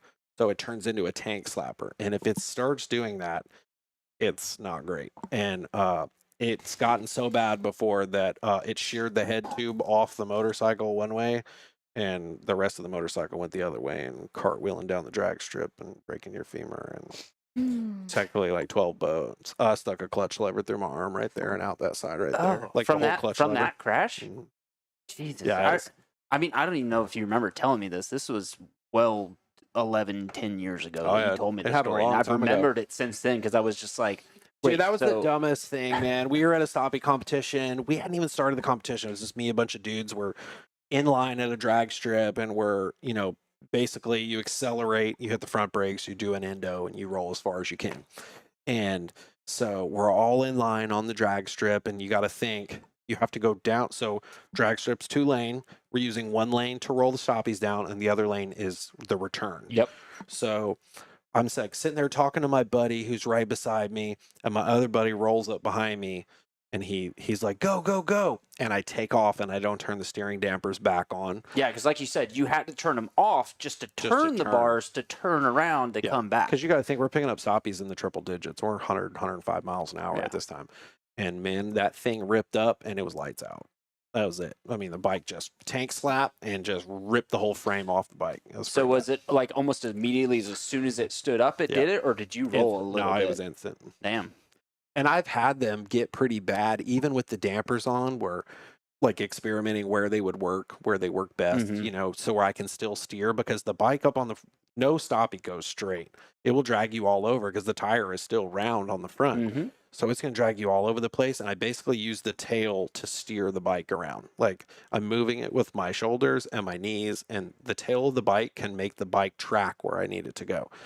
Kind of this weird science. But so that being said, as long as my bars aren't going to shake at any point, then I can worry about steering. And like you'll see videos of me online, like steering stoppies down mountains and things like that. And just it's kind of a cool technique. But yeah, it sometimes you mess with the bull, you get the horns. Yeah. And that was one of them. I've flipped stop. I broke each of my collarbones at least 5 times. This one was 6. tore rotator cuffs. I haven't done a rotator cuff yet, and I don't really want to. But Broke fingers out, dude. I had to been at the stunt spot, like, dude, pull my fingers, pull my fingers back out. Oh, it's so gross, dude. I'm like, oh, I'm gonna pass out. It's been pretty bad. My teammate, he is definitely he first got into stoppies. He ended up like getting a dedicated motorcycle to stoppie. We'd go to my practice spot, and he instantly was like really good, like right off the bat. This never happens. I mean, this is Guru. No, this is Jesse Toller. So Guru's just my best friend. But Jesse Toller is the Guinness World Records for the fastest stoppie and the longest stoppie. Now it's official. It's in the world record books. Probably never going to get beaten. Definitely not by me, not by anyone else. But in the early stages, you could just tell he was good. He just, I was coaching him, and we were out of this practice spot. And he's like on the balance point. You got to think we're like 1 to 2% brakes. And like you can use your head as a ballast. You're so far over the front of the motorcycle. I can move my head up and down so I don't have to like touch the brakes to get it to keep rolling. And he was out over the nose of it. I knew there would be no coming back. And the wind was really bad that day. And it had a tailwind, and it just blew him over. And dude, he rode that thing into the ground, like literally full stop into the ground, and just tore his shoulder off, dude. All plated up. But I have this funny picture of him like all banged up in my shower holding the hydrogen peroxide bottle like this. I'm just like, I'll never let the picture go. But his whole shoulder is so demolished from that. And he ended up like, I don't know, I guess it was probably 2012 or 13 something. We had built some drift bikes, and we rented a track. We were going to go drift around this NASCAR track, and we're drifting, and he got high-sided and ejected out of the track up over the wall and landed on his head and broke his shoulder in like 6 places, but it was his other shoulder. Oh no. It was so bad. And I've got this picture of him on Facebook. His like eyes are all crossed, and he's in a neck brace. And I was telling everybody that he had hit so hard he knocked his eyes cross-eyed. And like everyone believed it. His girlfriend, his wife now, was so pissed at me. She hates that photo, but like the photo's priceless, dude. His eyes are like this. And it was so funny because he was like, I can always tell when he gets knocked unconscious because he wakes up laughing for no reason. Oh, jeez. And the cops are there, and the ambulance is there. We get him on a stretcher, and he's like all laying there with his neck on. I'm like, bro, you good? He's just laughing. And the cop's like, son, I got to ask you some questions. Do you know where you are? He's like, it wasn't me. And the cop's like, son, do you know where you're at? And he's like, a deer ran out in front of me. And we're just like, what the fuck? I'm like, dude, take him away. He's fine. We take him to the hospital, and we find his shoulder's broken like 6 places. Oh, geez. So they like, we're at this rinky dink, like, it's a hospital in like Cordele, Georgia. It's like the watermelon capital of the world. Yeah. It's so terrible. They're like, we don't have the technology to do this here. We're just going to set his shoulder. And they're like, set it all the best it can be. They won't let him leave for 2 days because he knocked himself out. What? Yeah, they were like, no, he needs to be immobilized. That's a thing? Yeah, dude, he was like full concussion. And so day 2, they're like, yeah, you can leave, and because he really like knocked himself. The photos from it, even from the hospital, I had him. He looked like he was dead. He was just like this, and I had like a Motul hat on him, and I was just like, I do remember seeing all oh, it's stupid. But so we get him out of there, and we get him back up to Tennessee, and the doctor's like, son, your shoulders, it's looking pretty good. The bones have already started healing. And he's like, really? And he's like, yeah. And Jesse's like, I just want it plated. He's like, well, if we're going to plate it, we got to break it all again. Oof. And Jesse's like, oh, God, no, please don't do that. So his probably sticks out like mine does. Bro, I so broke bad. right next to the plate. That wasn't even the bad one, dude. He broke his wrists off. He broke his hands off backwards, and his wrists like doing anchored. like trying to stop He got himself from ejected hitting. in high school. His scaphoids are all like anchored into his arm. He has these giant scars, and so he like can't bend his hands more than that. Even that's as far as I can go with this one with this guy. Dude, You've got something. Pretty good now. Holy shit, I haven't checked that in a while. I was trying to get him to do yoga poses. As far as mine, this one was bad because I got the screws in. Oh, like you guys are gonna do some weird stuff after that? Yeah. Yeah. Yeah. Downward I was dog. like, hey, can you do this? And he's like, no, my hands won't bend that way. No, it showed me all butt up in the air the other day. This is embarrassing. But yeah. So yeah, it's So one of the other things, and I don't know, I just vaguely remember a little bit of this story, and I don't know if you want to go into the details of it, but it has nothing to do with motorcycles, and I don't know who did it, but somebody basically drunk as shit at the same place where you guys do your stoppies at, like went off the embankment and their car caught fire. Do you remember any of that? Oh, dude, there's been multiple times this has happened. Multiple times. Okay. Yeah, so the same place where I practice and do all these long stoppies is about 1,400 feet long. It's about 300 feet wide. Well, since now this has happened so bad, there was like a Mustang that went viral and it shot off the side of like the curb and down an embankment into a creek. They ended up like putting speed bumps in the parking lot. So they were like, we don't want the cars coming back here, all this shit. It was so bad. Like me and my boys went into the parking lot and cut out with torches the sections of the speed bumps. So you could just like roll and painted them back. Roll between so them. It looks like a speed bump until you look at it. We cut out sections about this wide so you can roll through them on stoppies. No shit. But we painted them back. Yeah, we were out there with like a torch and shovels Oh my and getting God. the asphalt back out of, you would never know it. People, they never did anything about it. But anyway, before that ever happened, holy shit, people have been lifelined out of this parking lot before. Mm-hmm. Dude, there was this dude on a Hayabusa, which is heavy as hell. They were drag racing and we told him stop. Like we had all these stunt obstacles down at the far end where we would have like bike nights and all the street guys that all come out to the stunt spot. And we're like, yeah, you guys can ride wheelies for 3/4 of the parking lot. But we've got like obstacles down here that we like a big old pallet box that we would like ride wheelies and stall on. And we had like a pole that had, it was like a tetherball pole. But basically, I would hit it with my tail and knock a tennis ball around. So, like, it was kind of cool. And then we had, like, drift courses and jump ramps. And this whole section we would have coned off. And we're like, so you got 3/4 of the parking lot to ride wheelies. You literally have 1,000 feet. And, man, it never fails. Somebody would just come through there. And this dude was on a Hayabusa trying to ride a wheelie. And it was just the, yeah. And he sets it down, hits the stall box, which is like a 4x4, big old 3-foot pallet box, hits that, explodes it. The bike hits the curb, shoots up into a tree, and he goes like 40 feet down this embankment. And we had to like take the part of the pallet box that was like the biggest piece and put him on it and drag him back up to the top. And then the ambulance came and got him. This other dude shot an F4I off there, and he had to be life-flighted out of there. Yeah. Broke his knees. Like, dude, it was so bad. So I think this one was at a airfield, or not airfield, a runway. And the guy lived there or something wild. Like, he spent like 2 days out, and I want to say it was like a Subaru or something. I can't remember. Is that the dude they found at the end of the airstrip? Yeah. Yeah. Oh, dude. And he was half burned, but Yeah. and he was so drunk when he did it. But Yep. since it was so many days later, he was sober, so he didn't get a DUI. Shot or off the something end like of the that. runway. Wow, he was there for days? Yeah. Yeah, at the bottom of it. He's the one that told me the story. So I just. It was at Atlanta. I don't want to say it, but it was at the end of this runway. This dude was hauling ass in a Volkswagen, like or as a Golf. Did he do this GTI. like when it wasn't open? Yeah. And that's It's how a they private. didn't know? It's a private airfield. Oh, wow. And he couldn't get the car stopped, and he shot off the end, and he was down there for days. Like the car caught on fire and everything. He got out of the car like broken legs and like was down there, and someone finally like got him. How did they like know he was there? Dude, Probably a plane coming in was like, the fuck is that? yeah, why is there a car Yeah, way down yeah. the way? The car was so far down in Yeah. the woods, and it was at night. Like the car was so far down in the woods, like they just didn't think of it. And Wow. yeah, Lucky guy. dude.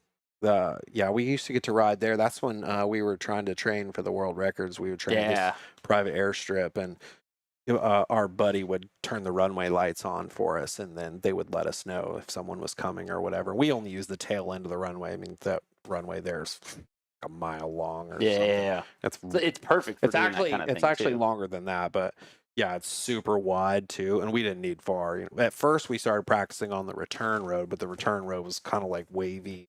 Mhm. We would get out on the runway, but the runways aren't good for stoppies because they have all these water grooves in them. Oh. So that's how planes can land when it's raining, and the tires don't like slide all over the place. Huh. I didn't know that about it. Dude, I'll tell you Learning all something kinds else. of shit. Dude, I didn't know also that those grooves come from NASA. NASA, their engineers designed these grooves for the space shuttle to land so that it wouldn't incinerate the tires. Because if it was flat concrete, the tires were getting so hot they would explode. So the little bitty grooves in the road that they have cools them off enough. It cools them off just enough that they can still have traction, but it won't burn the tires off on re-entry when they land. That's pretty and cool. I was like, what? He's like, swear to God. And he was from the airfield, so he wasn't, he wasn't full of shit. Yeah. I was like, No, well, that's pretty cool. He I'd told never me all heard kinds of anything- stories yeah. about things that came from NASA, and I'm just like, what? Yeah, dude. What is it? Those drills and cordless impacts that are brushless motors. Mhm. Brushless motors came from NASA too, because the astronauts up in space, there's no gravity, and so drills and things like that wouldn't work very fast, so they needed something high impact to work faster, and so they designed that for actually that. And I was like, no way. He's like, swear. No, I mean, honestly, I feel like a lot of the stuff. He's like, a has lot of that come to- stuff comes through that, from yeah. stuff like that, yeah. And he's like, now it's like a very everyday thing. So That's crazy. we learn something new every day. So we're kind of going. Oh, one thing I didn't even get to talk about. Didn't you say? I'm just going off memory. This Ryan Elby's dad is the one that fixed your femur, or is that something? Nah, that was something else. But Ryan Elby used to live like right over here, right? Yeah, he had the motocross track. No, he didn't. Someone else did. My dad, one of my dad's best friends was the orthopedic surgeon. So, and my dad was a chiropractor for like. That's what it was. And I was a chiropractor at Life University from 1990 until. He taught there from 1990 until 2018. Yeah. So he knew people in like every kind of sports, science, everything. You name it, from chiropractors, orthopedic surgeons, you name it. We had the family friends. Well, that kind of goes back to a little bit of a story that Danielle wanted me to touch on. Is kind of how you got into this from being the pool boy. Oh yeah, your Oh, origin dude. story. My origin story. She loves that. Yeah, well, so you were a I've pool always boy. read. So you were just slaying milfs left and right, and then you were like, "I'm going to pick up the stunt riding." And No then, comment on that. but, I mean, we have talked about it. The Look, Buckhead Betties. I definitely worked. I only worked in Buckhead. We built pools and serviced pools. And Oh, when I was really? younger, in my younger days, I definitely just serviced pools. But I mean, I rode motorcycles my whole life, since I was a little kid. And whoever knew that, riding wheelies like with your friends, from dirt bikes to street bikes, whatever be a thing. And so, yeah, I built and cleaned swimming pools for about 10 years downtown. And it got to the point where like I was getting all these shows and it was kind of really affecting my work. When it first started, I was just like doing, couple what year stupid- was that? Well, I left my day job in 2006. Okay. But I was before that, like how it kind of started, I was doing like shows at power sports dealers, like Motions. They're like, yeah, do a burnout, we'll give you a free tire. And I'm like, hell yeah.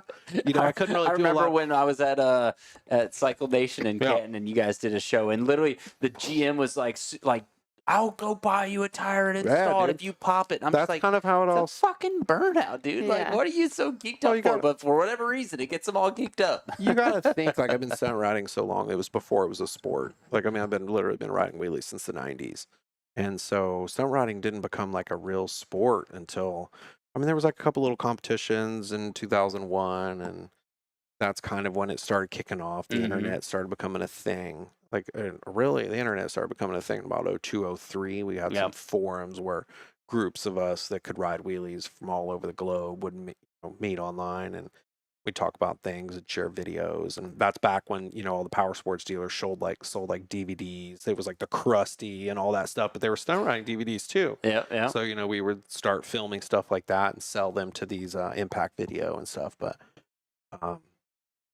who would have ever thought that, stunt riding would actually, we didn't know it would have a name, and now it obviously does. And whoever thought it would go viral like it does, like on Instagram and stuff, I mean, there's dudes making a living on YouTube, like good livings doing that. They don't even have to do stunt shows. They're just making viral YouTube Yep. videos and stuff. But Mhm. yeah, it basically got to where stunt riding was coming more technical. The bikes were beginning to come up with their own parts and things like that to make the bikes go slower and do the more technical tricks as things started advancing. And Yeah, like even just the extra brake. the oh handbrake, yeah, you that know? didn't come about till 2006. Yeah. But like, who even knew that would be a thing? But it was whoever thought you'd like ride wheelies on dirt, or like, their monster trucks were like, we let you guys do these shows on these indoor shows that were on polished concrete. Do you think you could do the stunt shows on dirt? And I was like, oh geez, I guess. And so basically how it started was I went down to the and I got some used race rain tires that have the big grooves in them. yeah. And I was like, I'm gonna go try this shit in the field. And I was clutching up wheelies out in the grass on a sport bike, and I'm like, holy shit, this thing makes 100 horsepower. I'm out here doing circle wheelies in the grass. You know, learning to ride like that different style. You had to be very soft on the throttle, and very soft on the brakes, because dirt and grass, on a 100 horsepower, 400-pound sport bike. And just trying to fine tune that to the point where you're like, go back to the promoter and you're like, yeah, I can do this show. And then, of course, you get indoors and monster trucks, their massive tires are like fucking everything up. That you're riding on. You're like, oh my God, dude, I feel like I'm riding through a rhythm section right now. It's just, you're riding over these massive, gnarly things. And dude, there's just fluids and crap everywhere and dirt clods and rocks. We ended up getting to a point where we would like have our own section. And just hoping to God the trucks didn't go trash it, because we would like smooth out a spot. No rocks, no car parts, none of that shit. Man, I'd be wheeling over car mirrors and shit.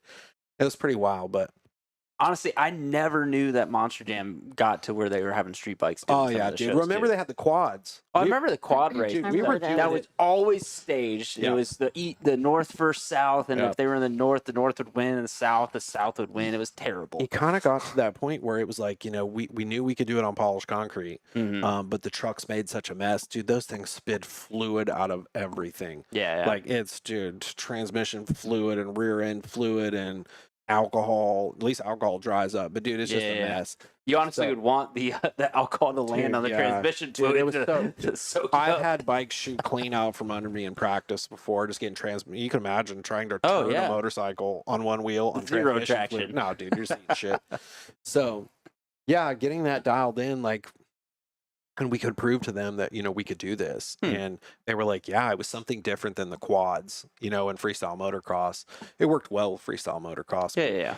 But, yeah, and I got to doing enough shows where it was kind of really affecting my work. Like, I was like having to travel and come back for work, and sometimes I was on work for the weekend, and I was like, I can't do this. My boss was like the coolest dude ever. He's like my stepdad.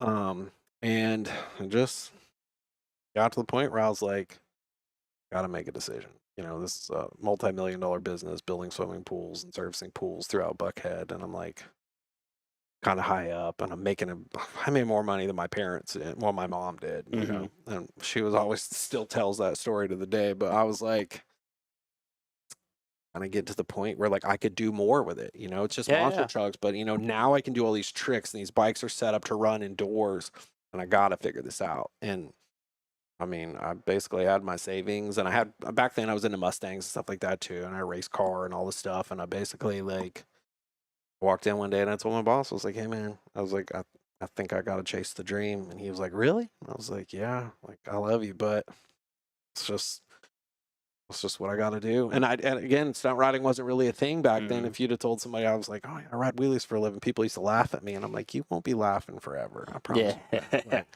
And so it just, we were grinding hard back then. We were pushing the sport. We were so like into the sport of stunt riding, making it known, because ultimately that would work well for all of us as stunt riders, but us individually, I'd get more shows. And then we just started, we started traveling with Easy Riders, the magazine. Oh yeah. We were doing all the Easy Riders indoor Harley Davidson shows.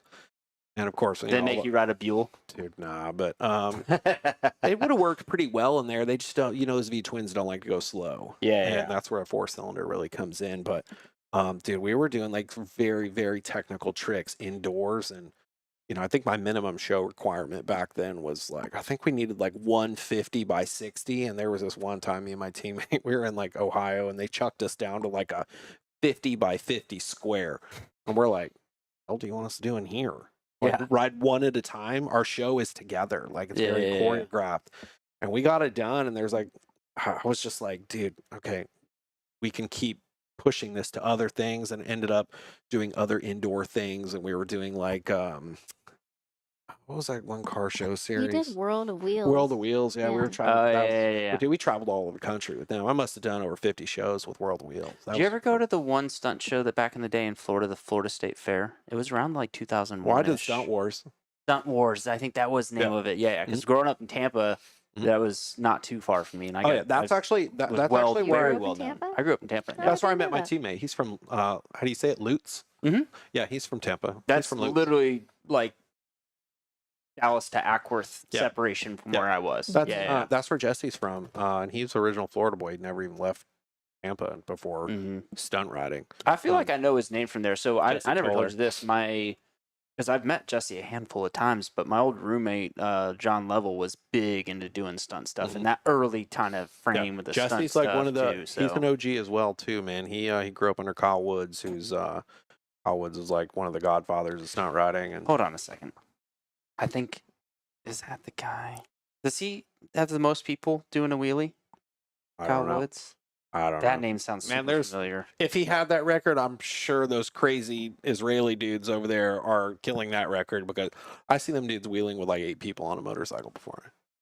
On like YouTube? Yeah. Oh, yeah. Or Instagram where they're out there riding with like dudes stuck all over the motorcycle. I'm like, how could you even do that? My buddy rode a wheelie with like 6 people on it. No, it was Todd Colbert. I'm Todd thinking Colbert. of. Yep. So my uncle is part of that. My uncle is also in Really? the Guinness World Book of Records for That's most cool. people doing a wheelie. So Todd But Colbert. he was he's like Danielle's size, so Oh. they just wanted a bunch of short little Yeah, people. Todd who were in the Colbert is motorcycle actually the world. guy who owned Stunt Wars. the Yes. series. So, Yeah. yeah. And so that's God, I actually forget how I. so much of this stuff, and just that's what I like about this show is like just talking this will bring up memories and things. Oh yeah, that's you how know? I met Jesse. Was down there at that, and we just hit it off. You know, it's just you meet those dudes, and so it was rad. Did we just become best friends? That's Yep. it. Yeah. Dude, it was cool. We went to his. I remember we went to his. He's like, yeah, you guys gotta come over to my house. My mom will make us all dinner, and we go over there, and she like made us these sick ass barbecue meatballs. Now it's been a thing since I met Jesse in like 04 or 05. I don't remember when it was. Now she's always like, every year he'll send me a picture of mom's meatballs, and I'm like, damn it. He's brought me crock pots when he comes down here full of meatballs. That's funny. So, yeah, but that was where Jesse is from, and now him and his whole family they actually live up in That makes Tennessee, me but- wonder where in Lutz he was, because dude, I'm not like that was the back. Oh, I could tell you exactly Yeah. where he was. So Well, he has his bike in one of the stores or something. What is it? Well, he has the world record bike in the Quaker Steak and Lube down there hanging. oh, up. the one in St. Pete. Mhm. Yeah. You know what's funny talking about like the riding groups and the wheelie places and that stuff. So growing up in Tampa, there was every Saturday we would all meet at a parking lot, like a bunch of street guys, and then it was like a go to this place, then you go to this Mhm. place, then you'd end up in one of the warehouse areas, you know, Oh, that's where they would do the That's stunt probably riding Jesse, stuff. dude. He used to go do stunt shows at some strip club down there. It was pretty crazy. We would go down there, and I would come down there and hang out. And I would, what was the name? It was a strip Von- club. Vaughn's. There's like a million strip clubs in Oh, Tampa. It's like no. the strip club Well, anyway, capital so of the he world. Mons Venus is like the Yep, very I've been well there. known one. Yeah. I've been there a million times. And there's Odyssey Hmm. 2001, like across the street, they had a spaceship. Him and- they used to have a team. There's a bunch of dudes early on. It was called Redline Extreme, Mhm. and those were like some of the first dudes in Florida. They had a chick stunt riding with this chick Laura. She was like a beast on a motorcycle. But Dude, anyway, I think that was one of the chicks that was in the things every Saturday that I would go hang probably out with. and was stuff. blonde-haired chick. Yeah, she yeah. looked like a dude. She could stop you like a champ. The Jesse funny lived thing on, is they would send over the chicks to stop the guys who weren't good at doing the stunt stuff. oh yeah, To like, hey, maybe you guys want to not, try this. go out on the back I was roads. never told this. Yeah, not Honestly, you. Oh. the only thing I had at back then was a 73 354. Oh wow. You're not doing a stunt. No, you're not doing fucking nothing on wheelies that. and shit It's on crazy. that. So yeah. I was going to tell you, I looked up his address. So his old address was Livingston Road in Lutz.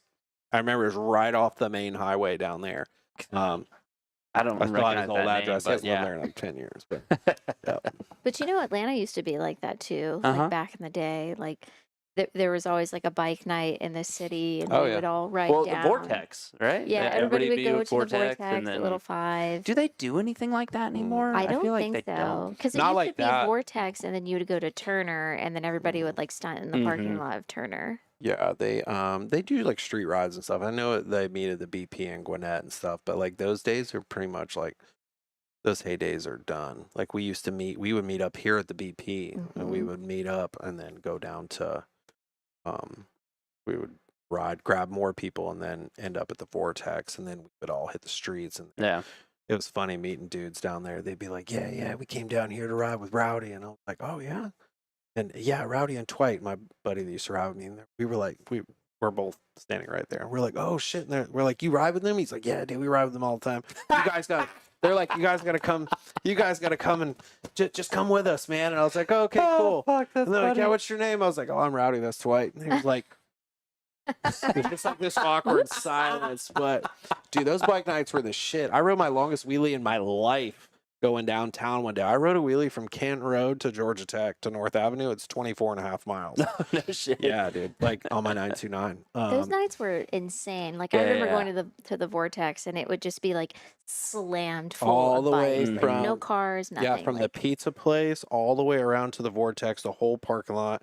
Yep. Dude, that was the heyday back then. And There was a picture at Marmo. Remember Huey had? He was dead in the center. It was somebody brought out like a panoramic camera, like before they were a thing. Yeah, and it was as long as that freaking TV, Dude. maybe longer picture. And he's like, I'm right there. Dude, the whole front of that place, all the way along Junkman's Daughter and like Stratosphere skateboards, all the way around the side, all the way around the back, all the way around to the front again. It was just, dude, it was pretty awesome, man. That's And how I met Huey. Was Oh, actually yeah. through a lot of the bike nights and stuff like that. That's how I met like that I whole don't broader think you group. could ever like Dude, recreate that kind of stuff. I remember going to one of those nights one time, and a dude was there in a brand new like 848 Ducati. And it made 848? Did they make an 848? Okay, this is the first year they came out with that bike. Evo. And there was a chick with an R6, 2 ponytails attached to her helmet, Always.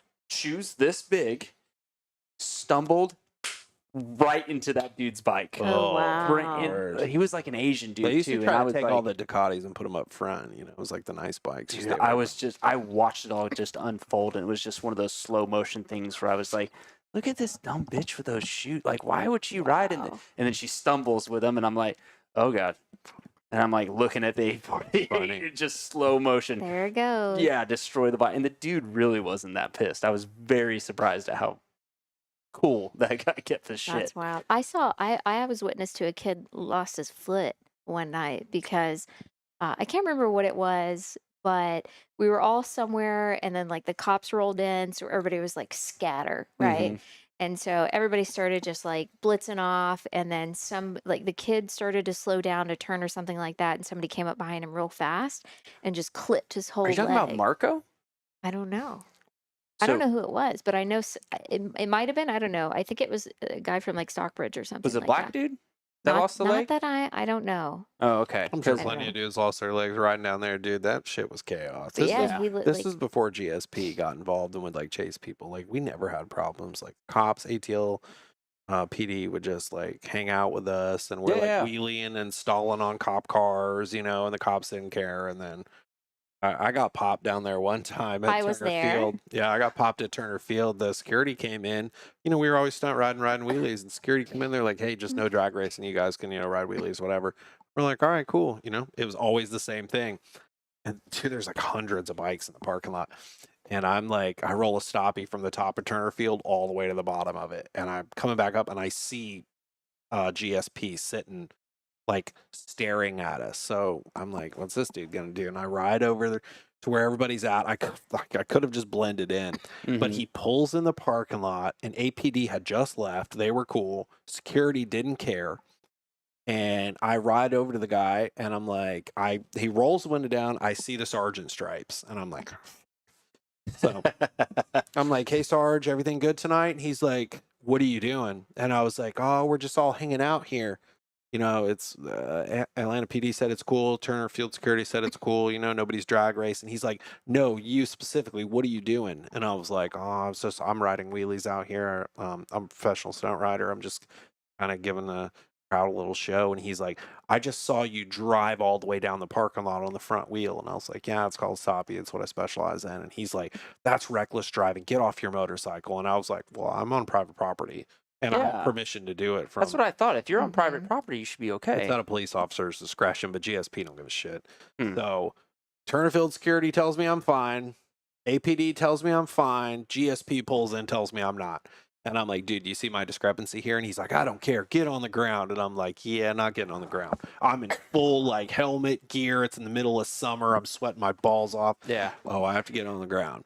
It was wild because, like, as I said, we had been friends for a while, right? So, like, I'm there in the crowd and I see the cop come out and he's like trying to arrest him and he's pissed and he's just I'm like, gonna fight this dude. he's like screaming at this cop, calling him every name in the book, I'm just screaming. like, I am so. you know. I gotta say, that's usually not a good thing to do. Look, I mean, know. it he was lost my. done. It was he, already he done. lost my respect at this point. That we were done with that conversation. I know what I can say to a police officer. And then still he get away like with it. pivots and he's like, get my bike in my truck. Because he would bring his bike down. He didn't Mhm. ride Yeah, down. I had a truck and trailer there, so I didn't Yeah. ride my actual stunt bike. And the cop, my girlfriend at the time, you know, she's there, and a bunch of my motorcycle friends come over, and she's yelling at the cop too. She's a firecracker. She's yelling at the cop, and he's like, "I'll arrest you too." And I'm like, "I wish you would." I'm like yelling at this cop. I'm like ready to fight, dude. It was not good. And I had all these dudes come over, and I'm like, "Load my bike up in the truck." And he's like, "Don't you move that truck. Don't you move that bike." And I'm like, "Bullshit, I know the law." I'm like, if we're sitting here and there's no tow truck here, it's my bike. That's my truck. That thing's going in that. It's leaving. And I'm like, load my bike up now. So he's literally handcuffed, right? In a sitting- jacket, in a helmet. Sitting against the cop car, and all these people run over and they're like loading his bike up for him, and he's still just chewing the ear off this cop too the whole time. And I'm just sitting there on my bike going, "Oh fuck, I should probably leave too," you know? Yeah. So, Well, I've like been in so many altercations with cops and stuff. I wasn't always like a professional stunt rider. I was pretty rowdy. So Is that I'm where like, you yell- got the name from them? Yeah, dude. That started very early in my life, but it was so bad. I had the cop so pissed off. He's reading my driver's license, trying to write me a ticket, and he can't even write my name. He's so pissed. I'm talking shit to this dude in the back of the cop car, like full disrespect at this point. Like, dude, I hate GSP to this day. Like, so bad. I had no tickets, no nothing. This dude arrests me on a July summer night. I'm in jacket, Kevlar jeans, full pads, like Yeah. helmet in the back of the cop car. He don't take none of it off. I'm just back there sweating. I'm so pissed. And anyway, so he ends up calling in another cop, and the cop comes. He transfers me cars and gives me the ticket, and I don't say anything. I look at the ticket, and he writes my name, like he's got my driver's license. He writes Sargent on the ticket, and if you screw a ticket up, it's null and void. Yeah. So I'm already like, now I'm really talking shit. And the other guy's like, dude, just chill out. Just chill out. He's like, he's a sergeant. I'm like, I'm a fucking sergeant too. I've been a sergeant longer than this dude will ever be a sergeant. I'm like, F you. I'm like cussing this cop out. Oh I'm my so God. mad. It's kind of funny, but so anyway, the cop like gets me in the back. He's like, dude, chill. I'm so sorry. He's like, dude, I would let you out of the car right now if he wasn't my sergeant. He's like, I would just let you go. This is the dumbest thing ever. What did you do to this guy? And I'm like, I didn't do anything. He had me in handcuffs after seeing me drive on the front wheel. It's on the ticket, driving on the front wheel down this private parking lot. And I was like, you know, I have permission to be here.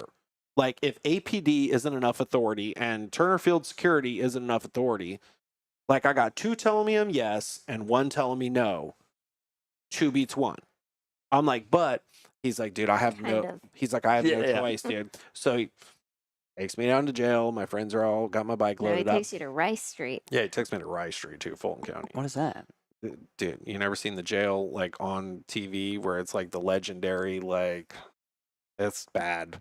Killers. I mean, and I drug know dealers I and- worked off Fulton Industrial Boulevard, and I know Dude, that Rice Street's bad. So they like take me into this jail, and I'm sitting there, and I don't have my gear on at this point now. I've, like, got it all off, and they like call my name up, and they're like, the lady, she's like, "Oh, honey, what are you doing here?" And I'm like, "Oh." She like reads my ticket. She's like, "You was driving on the front wheel?" And I was like, "Yes, ma'am."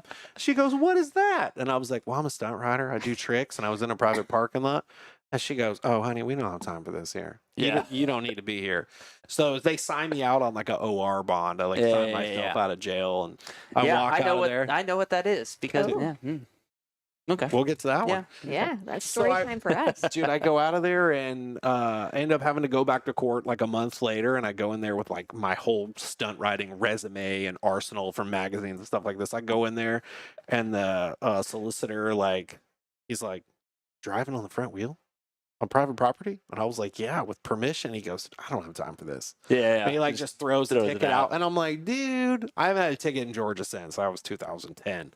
And I'm like, dude, now I'm like pretty OCD about my driving record. It's like perfect, knock on wood. I know somehow I have a clean driving. I'm a safe driver. Dude, because I live in Cobb County, Oh. and you know, Cobb stands for count on being busted. So I'm just like on my best behavior all the time. So I only misbehave inside the perimeter in downtown Atlanta. That's funny. You did get a Um, red light ticket recently. Huh? On your monkey. Oh yeah, I was stupid. I didn't pay that. Did you just admit to like something that you maybe shouldn't? Like, Dude, He no. shouldn't have got it to begin with. I shouldn't have got it to begin with. And so, you know, if they send you a red light ticket, and those are like automated, and then they're handled by a third party company. I'm not, if it's not a police department, I'm not dealing with nothing. I'm not paying nothing. And so I was down at Fairground Street where the Walker School is, and I basically turned out of the back neighborhood behind Wild Motorcycles. Oh, And I yeah. turn Wow, out- it's bad for that too. Dude, so I turn out of there, Yeah. and I'm having to like, there's a car, and I merge over. And as I merge over, I'm changing lanes from the turn lane to the straight lane. The light turns yellow, and I make it all the way through the light on camera before the light turns red. But they said because I was in the turn lane He hit the and I moved sensor. over, it hit the sensor. And they're like, you have to pay this ticket. And I was like, who are you again? And they're like, well, we just handle these tickets for so and so. I was like, so you're not the police department? And they're like, no, we're in Arizona. You can just pay this here. And I was like, yeah, absolutely not. I'm like, no, I'm not paying no red light ticket ever. Not unless a police officer gives it. So you know, get an automated ticket, don't pay it. Yeah. Not City of Marietta. And I knew that, and because I live in Marietta. So I was Do you like, need to replay that disclaimer again? No, because honestly, Rodney Sargent said, that's the you're like that Oh, was pretty God. funny when you were like you have to play those, but honestly that's why I played them. Yeah. That way if anything happens, it's like nobody should watch or listen to this. All the Yeah. stories are made up and fake. I'm like, this is So I better not If we get you actually certified planned this mail whole that thing- says Yeah. Rodney told me I could do this. no, sorry. I'm not doing anything. so. We touched on it a little bit about the world record stuff. Like, what led into that, or you had it at one time? Because honestly, I didn't know So you these were- had one until I started prepping for the show. So basically what it was is back in the day, my teammate and I are just known for rolling extremely far distances on the front wheel. And there were like unofficial records, and, you know, we were just out to beat those right off the bat. It was just a respect thing. And Jesse always had this wild hair up his ass that he, like, in his head, he wanted to roll a quarter of a mile. And like, here I am, I've been rolling stoppies longer than him. I was like, I don't think it's possible. But if anybody could do it, he could. My furthest one was like 1,130 feet, which is pretty far on the front wheel. So, like, what speeds are you going? I know you said like 110, 105. Is that kind of Yeah. the golden number, or did you just guys figure out the bad way that's the golden number? Well, it really just depends on the motorcycle that you're doing it on. You know, like a bigger motor has more power, it accelerates much quicker. So it's like shooting a 22 and shooting a 45. One has more velocity than the other. So if you shoot the 22, it doesn't move as fast as the 45. That makes sense. So if you're on a 1,000 cc bike and you got 160 to 180 horsepower on tap, that's going to accelerate. When I grab the brakes, it's going to have more velocity when I hit the front brake. And so mine, back when I did that, was years before Jesse actually did that. And this was like an unofficial record, but at this point we were winning like every stoppie competition in the country. It was like first and second place. Like we had podium and everything. Jesse basically has won everything. And Jesse was like, you know, I think I could do this. He had an airstrip down in Florida that he was practicing on. And I mean, he was rolling like obnoxious distances. And I was like, you know, let's figure this out. And then this company gave him like kind of it was our sponsor, but they gave him like kind of a job at their factory. It's called Loco X in Huntsville, Alabama. And he was like working at Loco X during the day, and then only a couple days a week, but they gave him like an airstrip out there to practice on, and like he had like a training program. He's doing all this stuff. I honestly And- thought you were gonna say Vortex Right. because that's it loots pretty Right. much. Yeah. Oh, Jesse was big with those guys. Oh yeah, I figured. But he just had this thing in his head. He wanted to roll like a 1/4 mile distance, and I mean, we didn't even know that that could happen until the day of. Like he was getting pretty damn close. But I mean, dude, so common sense would tell you that the faster you go, the further you can roll, but that is not the case. Yeah, that's what I I would mean, it think. kind of it is, but Mhm. it's not, because technically his distance record is separate from his speed record. And we were practicing both. I was going to do the fastest world record stoppie, and he was going to do the distance world record, because you can only roll so far from his pickup speed. Actually, for the distance record was 105 miles per hour. And we had rented Z-Max Dragway, Okay. North Carolina. Yeah. So we rented that track, got a title sponsor. Fitzgerald paid for everything. And he was like, no. Like, you do the speed one, I'm going to do the distance one. We're practicing at the airfield in Atlanta, and this dude's going 150 miles an hour on the front wheel. And I'm like, dude, I'm only going like 140. Like, you're beating me. He's like, I know, but I won't do it. And I'm like, I'm not. Yeah. Do I'm it. like, yeah, you're already beating me, dude. Just you might do as well it. just do it. He's like, Yeah. nah, it was going to be like a thing. He was down for it. And I was like, I'm not doing that. Like, if you can do both of these, Do do it. these. Yeah. And so we just got the opportunity to do it. Fitzgerald was going to pay for the world records, the track rental, the EMTs, and then get us to come over and film the whole thing. It was on Discovery Channel and all this. So it's pretty rad, but those records are very expensive Yeah. to like vary. And what's crazy is It's all like the prep and all $20,000. the stuff that goes into it, and Mhm. it's literally they show like so little of it. Mhm. Oh, for dude, a it was lot of cases. It was I crazy. didn't know you had to like pretty much pay for them. Oh yeah, you know? got to pay for these people to come from England. Yeah. Like to come over here, and then to do the bigger package with Discovery Channel and stuff, it's a whole nother package. So like to get it all on there and to be really in the Guinness World Record books. But it was kind of cool, like, because this little lady comes over and she's like your height, and Everybody is just my height. yeah, you're like 5'2", so Yeah. That's it's like a midget. And just basically she was this tiny little lady, right? And we're doing the records, and I picture her like the woman with the glasses from The Incredibles. Is that Yeah. like Like, kind of? That's kinda what I'm like that, getting yeah. at this The point. little she's wearing one? like Yeah, the the nice little little one. jacket and all that stuff. And so the speed record was one day and the distance record was another day. And they were 2 separate days. And so with the speed record, it was really funny because I'm over there, like, I have the radar gun and I'm radaring him, and she's standing like right behind me, looking over my shoulder. I'm standing in the middle of a 2-lane drag strip. He's coming by at 150 miles per hour. Like, he has to grab the brakes in one zone. The tail has to be up by the next zone. And then we're right there, like some human bowling pins. And she's like, I'm so glad you're standing right here to protect me. And I'm like, lady, this is a missile. Yeah. Like, if you YouTube this video and you hear the brakes, it sounds like a missile trying to get the thing to do a stoppie. Yeah.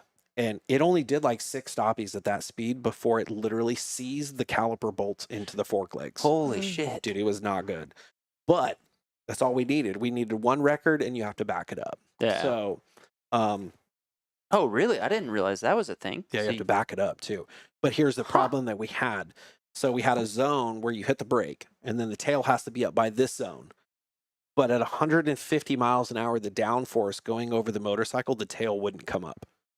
Like, he's on the brakes to the point of the lever is almost on the grip. Yeah. And you hear this, and it's like 200 feet later, the tail comes up 6 inches. Then it's a foot. Then it's finally, when it slows down to 120 miles an hour, then the tail will come up right. Yeah. But there's all this force on the bike. He's full tucked. It took him 2,250 feet to accelerate that fast to get to that point where he could roll the stoppie. And then he rolled the stoppie, like, literally off the drag strip into the sandbox at an NHRA drag strip. So technically he rolled further at 150 miles per hour, but that's not the record he wanted. He wanted the records to be completely different because he wanted to go slower for the Yeah. distance record. So by my calculation, I think he could probably roll about 2,500 feet Jeez. at that speed. But It's pretty wild. where could you do that? Like, Yeah.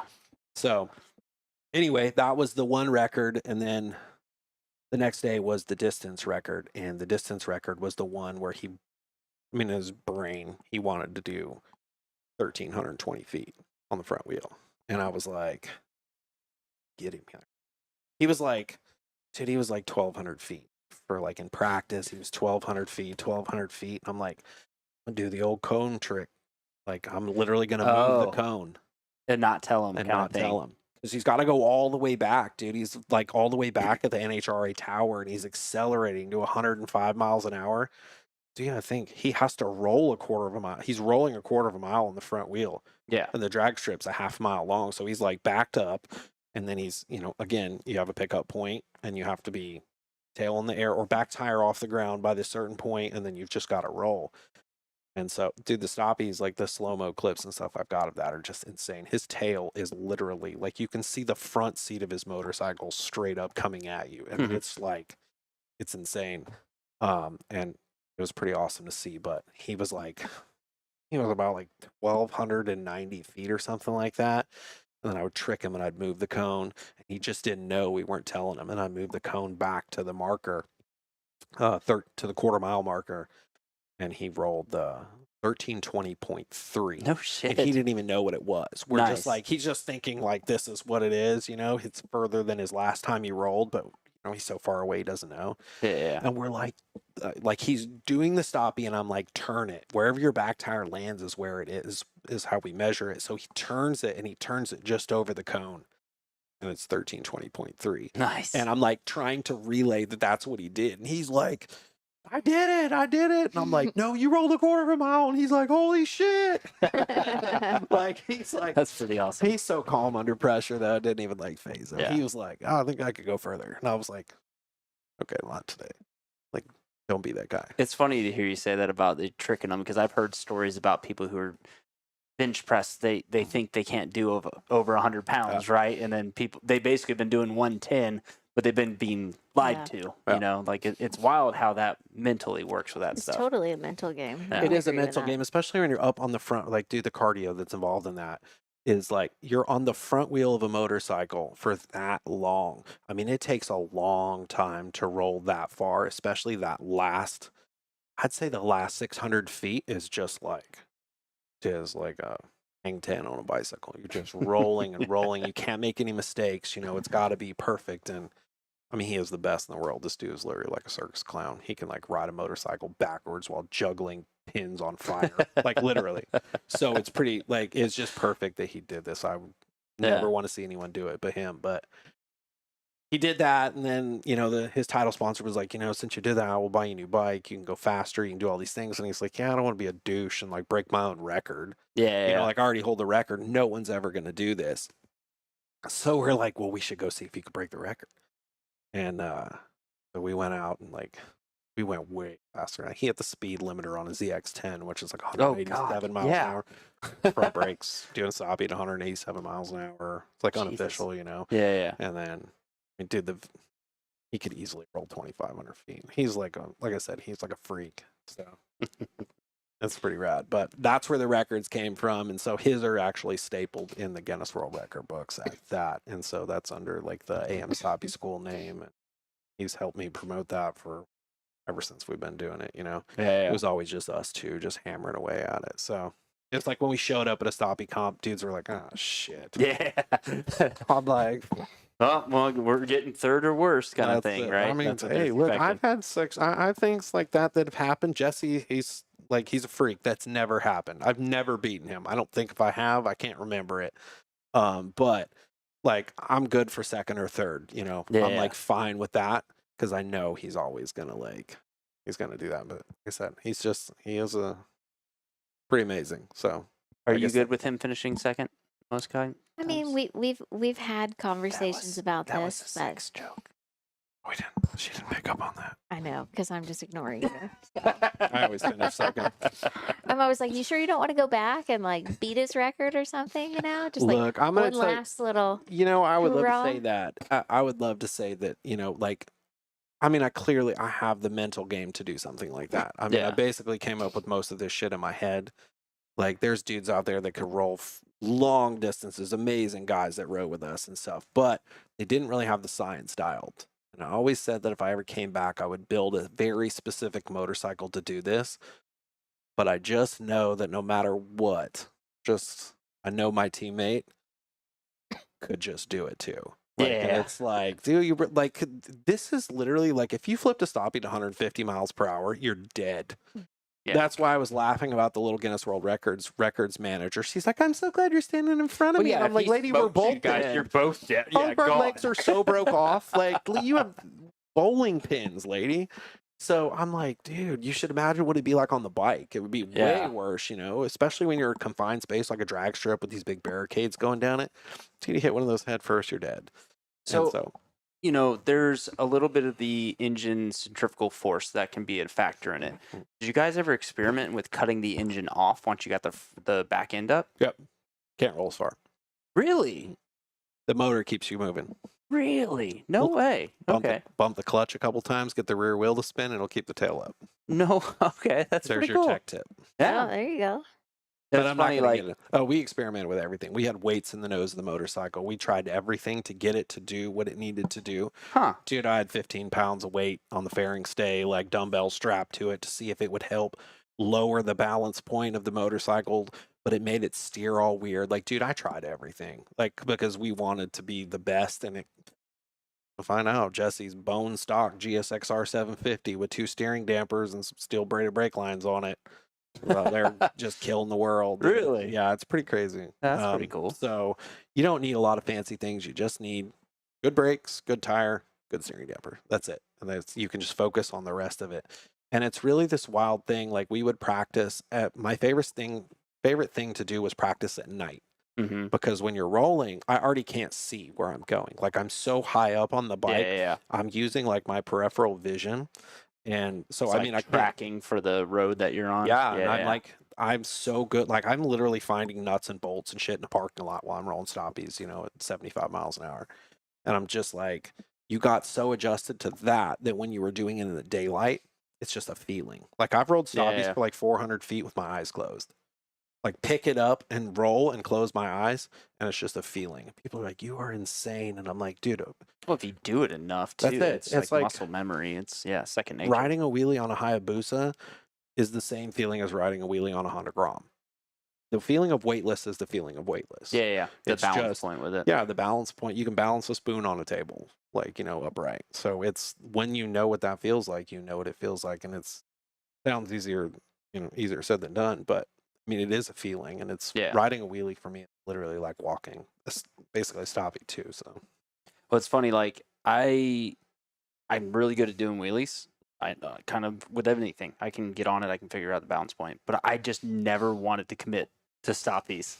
You know what I mean? Like, because that's the most dangerous trick. I mean, I'm looking at your elbow and I see the fucking skin damage. and some my of the other back, same things. way. Yeah. All of his Hips. back. Yeah, and talking about his Hips, fucking red wrist folded over, like. Yeah, that you know what endo stands for? End over. Yeah. And it's there's no saving it. It is the most dangerous trick you can do on a sport bike. So I wouldn't ever commit to. It is doing a one. grown. We always say it's a grown man's trick. There's more respect in that trick than any other trick you could really do. And to be able to go far, on a flat surface, rolling down mountains is no big deal. If you could balance point a bicycle, That was something. it's still fun. It's like steering on a 400-pound motorcycle is like, it's definitely, a science, but if you're rolling down something, it's more for just fun. Flat ground is really where it's like. That's what I was saying very too. hard. So with the Guinness World Record, and I think I've talked shit to you about on Facebook, making a joke about this too. What's to stop somebody from going or finding a good road to do a stoppie on all the way down the road and destroy the record? On flat ground? Well, does the record states has to be on flat, even ground kind of thing? That's okay. Flat ground. So with the record, the Guinness record, that was part of it. Is that that's stipulation? Just, stoppie's on flat ground. I rolled 2,000 feet down a mountain. Yeah. So like I technically have probably rolled the longest stoppie on a Honda Grom at that. I rolled this hill by our house on Lost Mountain all the time from the top of the neighborhood. I just shut the engine off so it don't burn the engine up. And because I'm straight up for so long, it'll starve the cylinder, Yep, and I just of roll oil. stoppie all the way down. And it's funny because when I do it and there's no engine, it's just silent. And we've got people like sitting out like on their like porches, and they're like, Yeah. there's no noise. We're not Yeah. bothering it. But we ride Yep. back up the mountain, you know. But I mean, it's literally like a documented 2,000 feet. So that's just fun, you know. But and it's steering through. I mean, it's literally going around a It's like mountain and curves. down. Yeah. It's pretty fun. But And then I think in the video, there's even like a minivan that comes out at the end, and you're like, ooh. yeah, I can go around things. It's just again, there's like a science to it. But yeah, it's got to be on flat ground, and anybody that I mean, anybody can roll stoppie down a hill. That's easy. So flat ground. I just don't think anybody will ever try to do it. Like I wish people would. I know I'm probably getting too old to want to get fired back up for that. I mean, but I say that. Yeah, Stoppies are my skin and thing. old balls. It's down to your knee. Dude, Already, I don't I'm care. sure. That's right. I could just lose some. It's like when the chicks get a breast lift. I gotta get a ball lift. Oh, I wow. grind some of my my balls God. off. I just Yeah. come back up. Ball tuck. Balls are already huge anyway, so you know. It's like, yeah, it would be cool. It would bring the fire back, but it's nobody's ever gonna break. But that. I think you're right. I don't think anybody else is going to try it because it kind of goes back to what we were talking about earlier. Like, There's not anybody whole doing. Yeah, the scene has is dead in a lot of ways. changed, Billy you and I were know? talking about that. He's like, dude, bike shops today, they're not like they were back in the day. mm-mm. And that's every discipline, it's motocross gets pretty gnarly, but it's like the bike setups are better, it's like these dudes are crushing it, like Ricky Carmichael and James Stewart and all those dudes, Chad Reed. Way So back in that the was day. like 20 years ago. That's what I'm saying. So they're flying and shit way back then. Nowadays, look at these bikes. There's like, look at Yeah. Jet Lawrence, like this dude's like the fastest dude on the planet, like legit. He looks like he's barely moving Dude, too. that's what's it's just like, dude, he's so smooth. It's so wild. But everything changes, and stunt riding, I feel like over in Europe's always been like ahead of us in terms of the technical tricks. There's a bunch of guys over there just doing gnarly shit that Dude, and not only that, but their fan base is so like, oh yeah. dude, Europe and motorized Yeah. sports is wild. Oh, like yeah. how hardcore those people go Brazil into that. too, things like Yeah. that. Like, dude, Brazilians pop out of the womb with a motorcycle and a soccer ball. Like it's dude, I grew up stunt riding with Brazilians when I first got started, and these dudes were like far ahead of us, Yeah. And so I just feel like stunt riding's like, I mean, not to take away from it, but it's definitely trickled off some. I mean, dudes are Mhm. riding the streets, and streets are fun. I mean, why else would you want to ride a motorcycle other than for fun? But because there's not that much fun riding in a parking lot. Like, really, you're just disciplining yourself to doing these things. There's no stunt riding competitions in the United States anymore. The ones that are, they're just very small. There's no Dude, why don't we series. do one? Come on. Dude, Let's get one going. Let's We go. should. You know what I think the problem though is like when you were riding back in the day, we also didn't have a whole lot of social media. You Yeah. know? Mhm. And so like back then, if you wanted to like actually show that you could do some cool shit, you had to do some cool shit. Yeah, Right? you had to prove yourself, and then now it's like everybody's got these fucking 360 cams where they just put like a little quote on it and it's like, oh man, they're cool as shit. They got Yeah. a 360 cam. Oh yeah, I see like the and they're wearing the bunny I see the helmet, dudes you riding know? the Dude, I wheelies didn't on know it was Instagram, and I'm illegal like, to have a GoPro strapped to your bike. I walked oh, into it's been mountain illegal one for day years. and there was Really? there was a fucking long stick sticking on the back of ZX10. And I said to Billy, I was like, what the hell is going on with this? He's like, yeah, you can't have the camera on the bike, so they put them on these sticks. Like the Can't have it on your helmet either. Yeah. yeah, on the helmet too. You can't have it on the body. And I was like, wait, Mhm. what? Yeah. But I That's- think that has like changed a lot of like the perception of Mhm. what is cool when you ride a motorcycle. And I think it's really kind of downplayed things a little bit to where like if you're just out there riding, Mhm. you automatically qualify, When in our day and age when we would ride, it was like you actually had to do some cool shit. Yeah, you did. And Back in yeah, my you- day. yeah, I know, that I was feel the like thing. these old ladies Yeah, saying yeah. that. Well, he talked earlier about how like the internet was just coming around. Well, and I that's was it. like, You got to oh think my like, God. dude, that was really a thing. Like the internet now Yeah. is like such a powerful tool, and like you see these like if you go on a search page on Instagram, you see some squid power wheeling a 1,000 for like 300-foot wheelie, and the dude's got like 7,000 likes on it. And then you got a stunt rider over here doing like the most technical no-handed circle wheelie ever. and he's got like 25 likes. Mhm. And Yeah. you're like, dude, you're either buying likes or people are just retarded because who cares about a power wheelie when you got your stupid helmet mohawk on? Like you just look like a douche.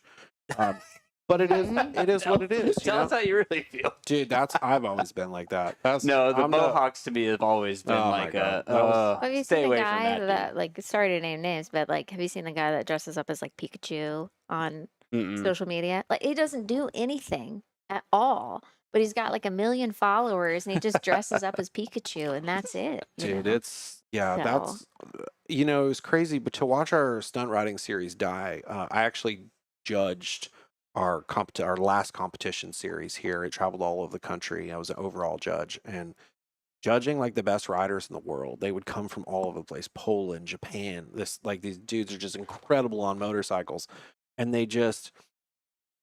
we had an amateur series and a pro series, and I could tell you that the amateur guys at no point would they ever want to try their hand in like a pro competition. Mm-hmm. And I think that was like, it was so intimidating.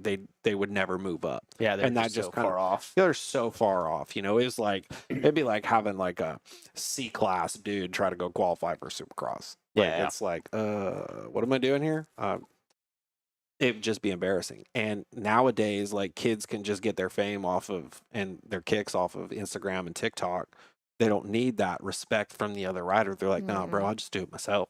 Yeah. I Oh, got a makes bunch of people sense. like me. Well, I that- think a lot of it is like it's coming from people who don't really know the sport and they don't know how, technical a specific trick is, you Yeah. know, because you're not judging yourself against your peers, you're judging yourself against people who don't even have the knowledge. Is Yeah. really what Yeah, it doing is. stunt shows is like that, where it's like, you go out and you do all these crowd pleasing tricks, and they're not hard by any means. Yeah, it's yeah. like they want the burnouts, they want you to stand on your gas tank. They're they like love loud stoppies. noises. Yeah, you that's know? it. It's all smoke and mirrors. But you could go out and do like I used to, we would go out and do the most technical tricks out there, and people are like not clapping. And we've always had communication in our helmets, and I'm like, dude, I just did like high chair circles in this tight little area.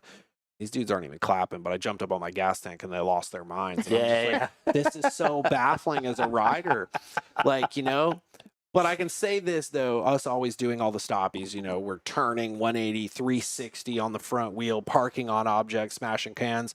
That has always been a crowd I will favorite. say, It's I like- feel like the big crowd favorite is when you're doing when you're drifting around a cop that you put in the center, because you almost always yeah. do that in a lot of the shows I've been to. that goes to that just goes to the point of the loud noise. Yeah, And yeah, there's yeah. a little smoke Yep. coming off the tire, but then people know that you're drifting. Like you got full lean angle, you're like super gripped up, you're Yep. drifting around. It's very aggressive, and that is for sure one of like the most fun tricks you can do on a sport bike. Like learning to drift and learning to control a high side, basically like that, is Yep. super fun. But dude, That's what it It's is. not It's controlled hard. high side. it really is. Yeah, backing it into corners. Well, I grew up road racing, so like sliding into corners at 130 miles an hour was wild, and now I can slide under tractor trailers.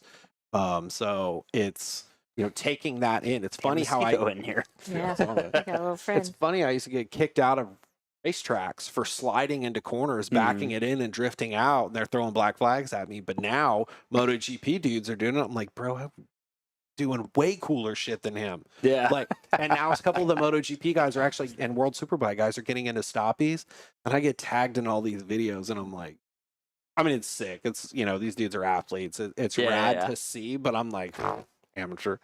Like, this dude is in a stoppie on a $2 million bike for 100 feet. I'm like, You're like, I was Yeah, doing that before whatever. the internet. I was doing that shit on my existed." scooter, bro. Like, Yeah. get out of here. I was instant messaging people on AIM, AOL. About- yeah. AOL. You have mail. AIM came Here's my after. stoppie. Yeah, AIM came after that, bro. Yeah. Well, we're gonna get into some more stories, but I feel like before we get too late, I'm gonna play a few plugs because I got to take a pee. We're gonna give the bike away, Ooh. Ooh. and then we'll keep going with some stories. So let's do that. Do we have anybody watching? Yeah, there's a few Nice. people. Cool. I've seen it flux a little bit, but Mm. all right. Our next segment is brought to you by Hard Knocks Racing. They're a group of dedicated motorcycle enthusiasts in 1998. Go to for Campfire Moto official gear. Soon launch an apparel line of. They excel in crafting all kinds of custom decals, like this badass sign behind me. From custom signs to bus wraps, and office customization. In fact, check out this work Anthony did at one of the well-known Japanese manufacturers' office who will be nameless. They also crafted a prestigious event such as the Perry Mountain 24-hour race, Greek Spring Classic, Take a Hair Scramble series, and many more for local racetracks in the Southeast. Check out hardknocksracing.com or Anthony D'Amico a call at 44717-48.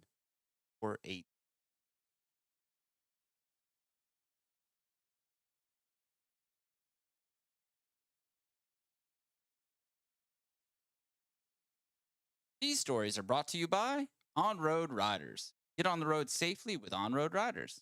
They offer Georgia-certified training through the Motorcycle Safety Foundation Basic Rider Course on both 2-wheels and 3-wheel motorcycles, enabling you to obtain your motorcycle license hassle-free.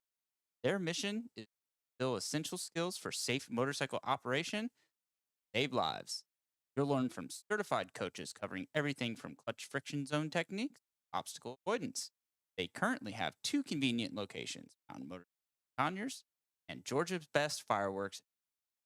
At just 16 years old, with consent, you can enroll and upon a successful completion, receive a waiver for your Georgia DDS motorcycle license. Visit onroadriders.com to start riding safely today.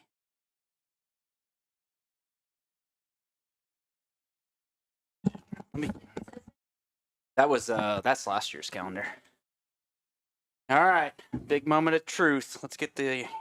So I have to, because one of my buddies, Derek Gravitt, built this amazing Excel file where I'm like, this is what they did, this is their name, this is how many entries they get, and it like will expand it. So I've got a website that basically will give. Yeah. So let's see if we can get this here. All right, so there's the Excel file, and I basically put first, last name. I can put some more information, and it'll times it by whatever entries I give them, right? Yeah. So I think, because I was messing with this thing earlier, I think I've got like 4,800 entries all in all together for this thing. All right, let me get access to the website. All right. CometPicker.com. There it is. Wheel of names. I just click that. Let me get into this. I gotta figure out how to show this thing to. This is your captain. Welcome to McDonald's. How can I take your order? Are you on the phone with somebody? No, we're just fucking around. Here, hold on, let's get a little video. All right, let me get the. Get this from there. Oop. Welcome to McDonald's. Can I take your order? Can I get a frosty? What are you guys doing? Oh, because the headset. Yeah. Got it. All right, let's see. What? What'd she say? All right, let's do the thing. All right, let me see if I can hold this and operate it the right way. All right, there's the entries in. All right, here's the drawing. Oh man, really is a random picker, isn't it? Yeah. That's cool. No fucking way. Who is it? Do you What? want to do it again? No, I can't do it again. That's what Let it me see is. this. It's Hold on. Joe. Oh wow. And he came in twice. He called in. He did the first episode. It actually is from episode 1. No shit. And he is probably actually watching live too, so he is gonna shit his pants. Uh-oh. Can they hear us? Yeah. No, Oh. they're seeing all this stuff. Okay. Oh, goddamn, Joe. I'm gonna get so much shit too from friends on this thing. I wonder if he's gonna actually call in any second, because he usually does watch live. And he was, I texted him today the link to the show. He's like, I'm coming to pick up my YZ250 today. And I was like, haha, yeah, right. Well, now he knows who it is. Surprise. Well, then. yeah. Really? Am? You just gave it away. Hey, I don't have to ship it though. I'm good with that. Boom. That's good. So, you guys aren't pissed that, you weren't the winners? But were we even on the list? Yeah. We got free entry. You got 100 entries. Yeah. Oh, Hey. wow. Okay, cool. Yeah.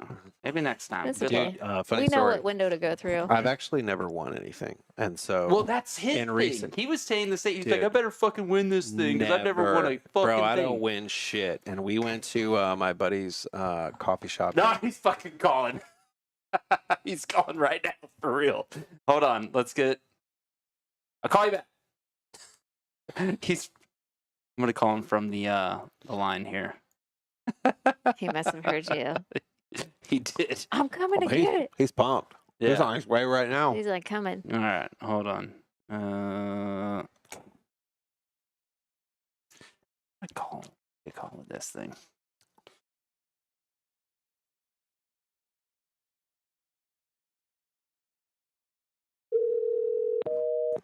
Oh. Oh, sorry, you just withdrew yourself from the bike raffle. Sorry, buddy. Next guy. Spin it again. Still didn't win.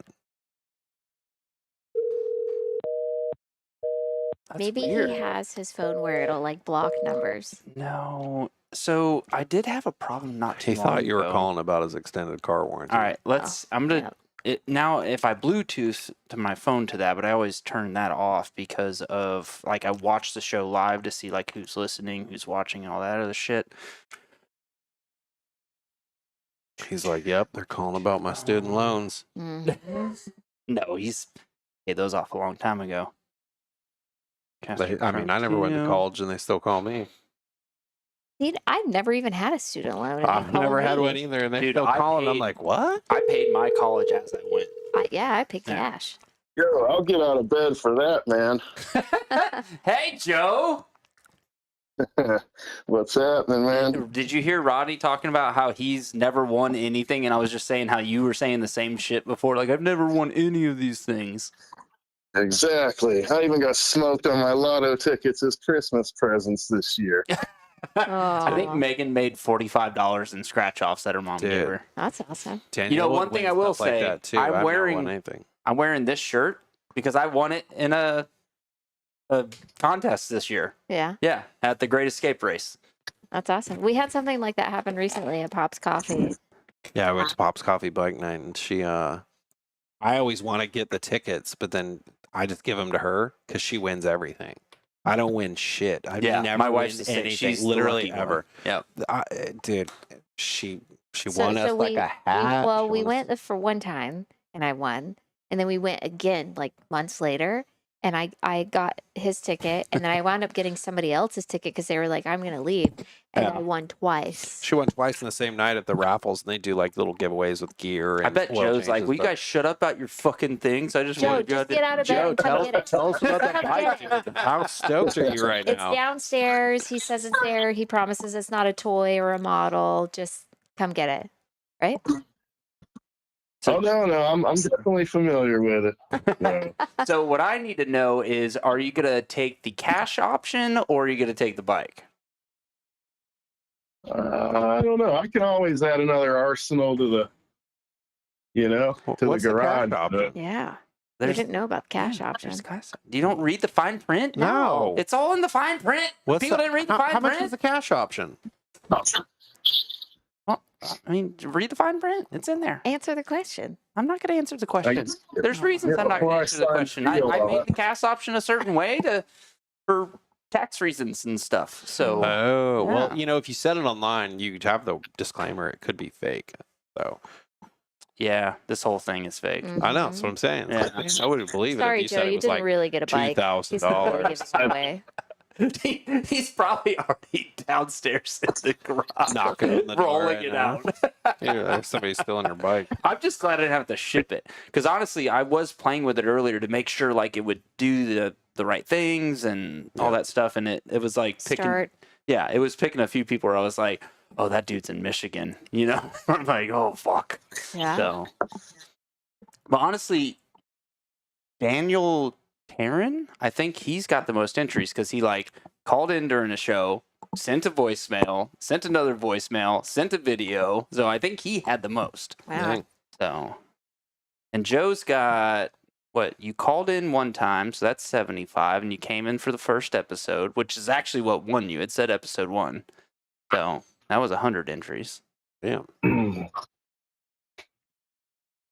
Awesome.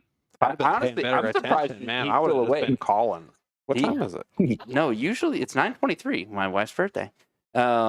Usually he's asleep by now. So It is several hours past my bedtime, but I make an exception on Wednesday nights for you, man. it's Thursday, Joe.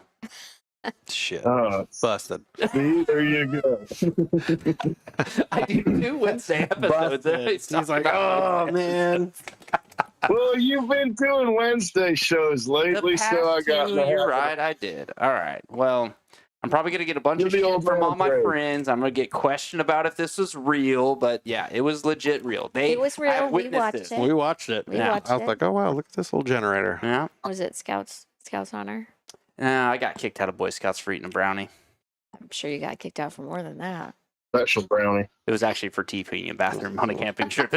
Eating weed brownies. There it is. There it is. Eating weed brownies. No. All right. Well, Joe. Congrats, Joe. Awesome, man. Congrats. Yeah, thanks, man. That's totally awesome. Totally awesome. Sick. Your luck's changing. Go buy some lottery tickets.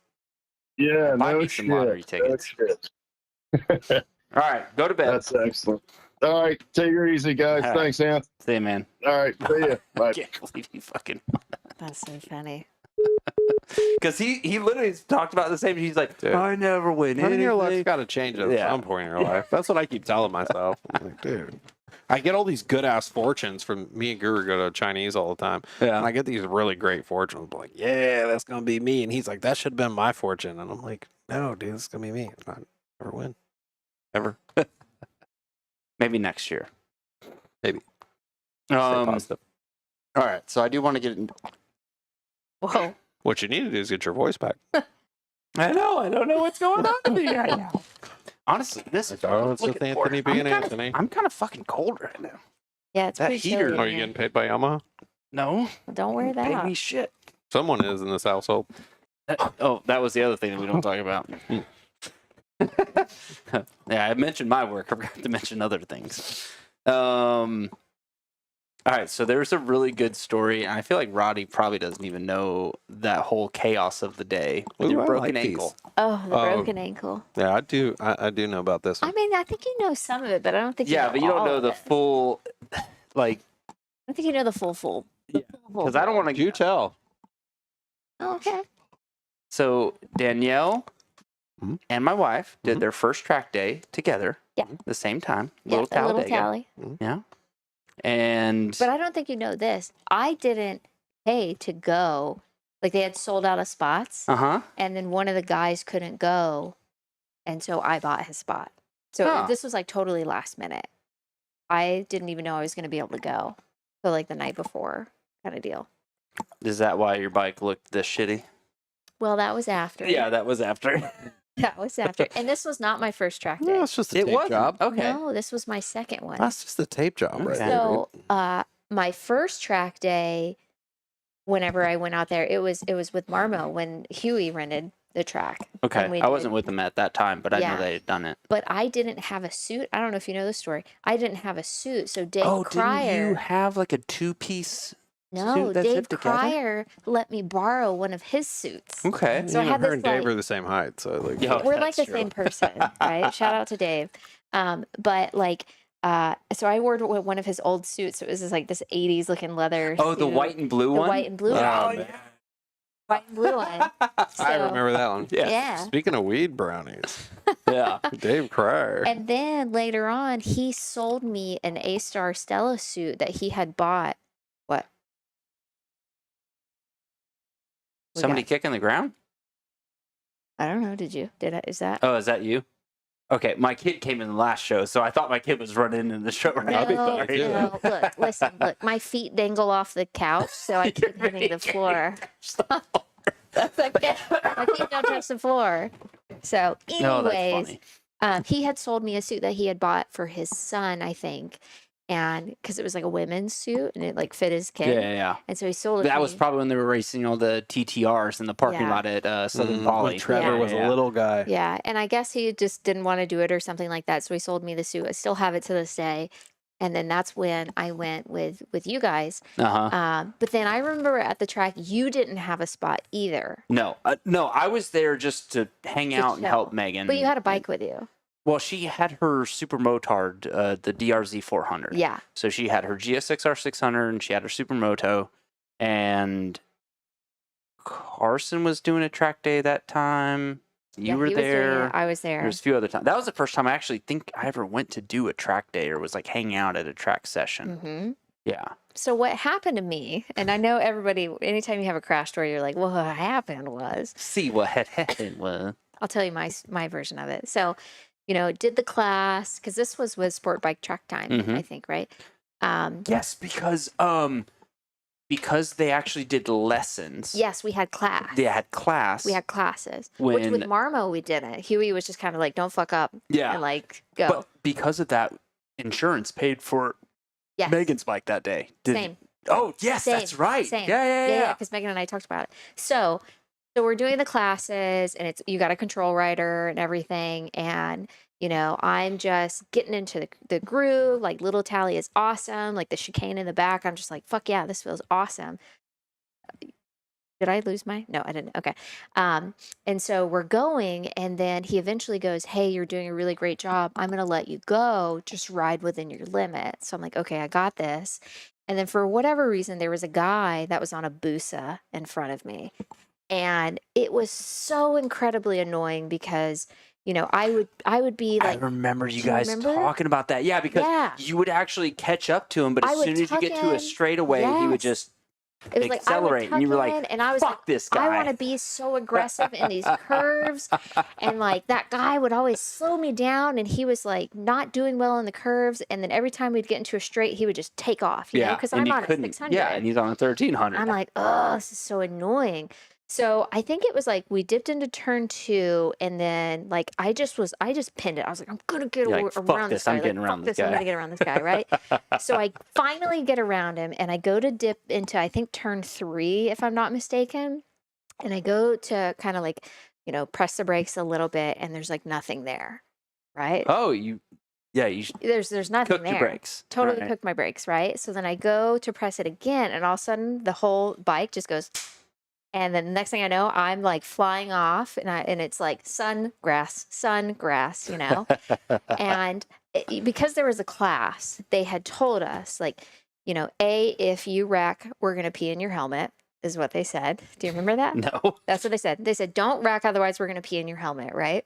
And then they said, if you do wreck, just wave your arms so we know you're conscious, and we'll come out there to you.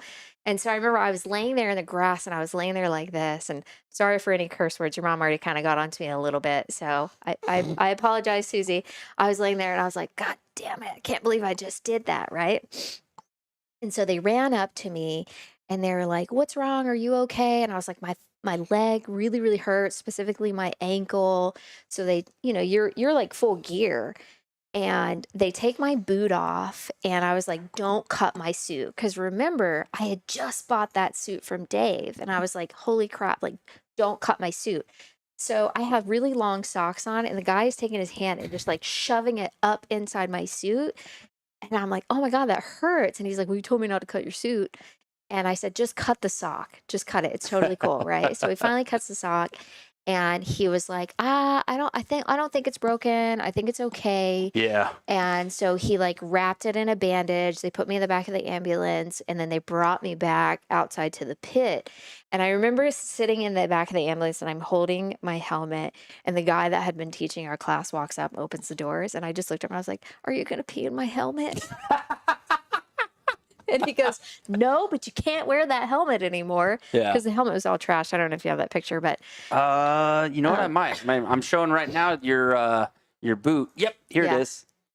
There's the helmet. So the helmet was totally trashed, and It was a nice helmet too. it Yeah. was. It was showy. Yeah. I like how the person holding the helmet is wearing a sling. Well, Yeah. so that's Carson. Carson was there, but this was after he wrecked. Oh, I forgot he wasn't riding He that wrecked day. at- That's right. He wrecked, I think, at Road A. Yes. Yeah. And now that I think about it, I think I took his spot, is what it was.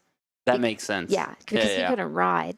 And so I remember sitting in the pits and my foot just getting bigger and bigger and bigger.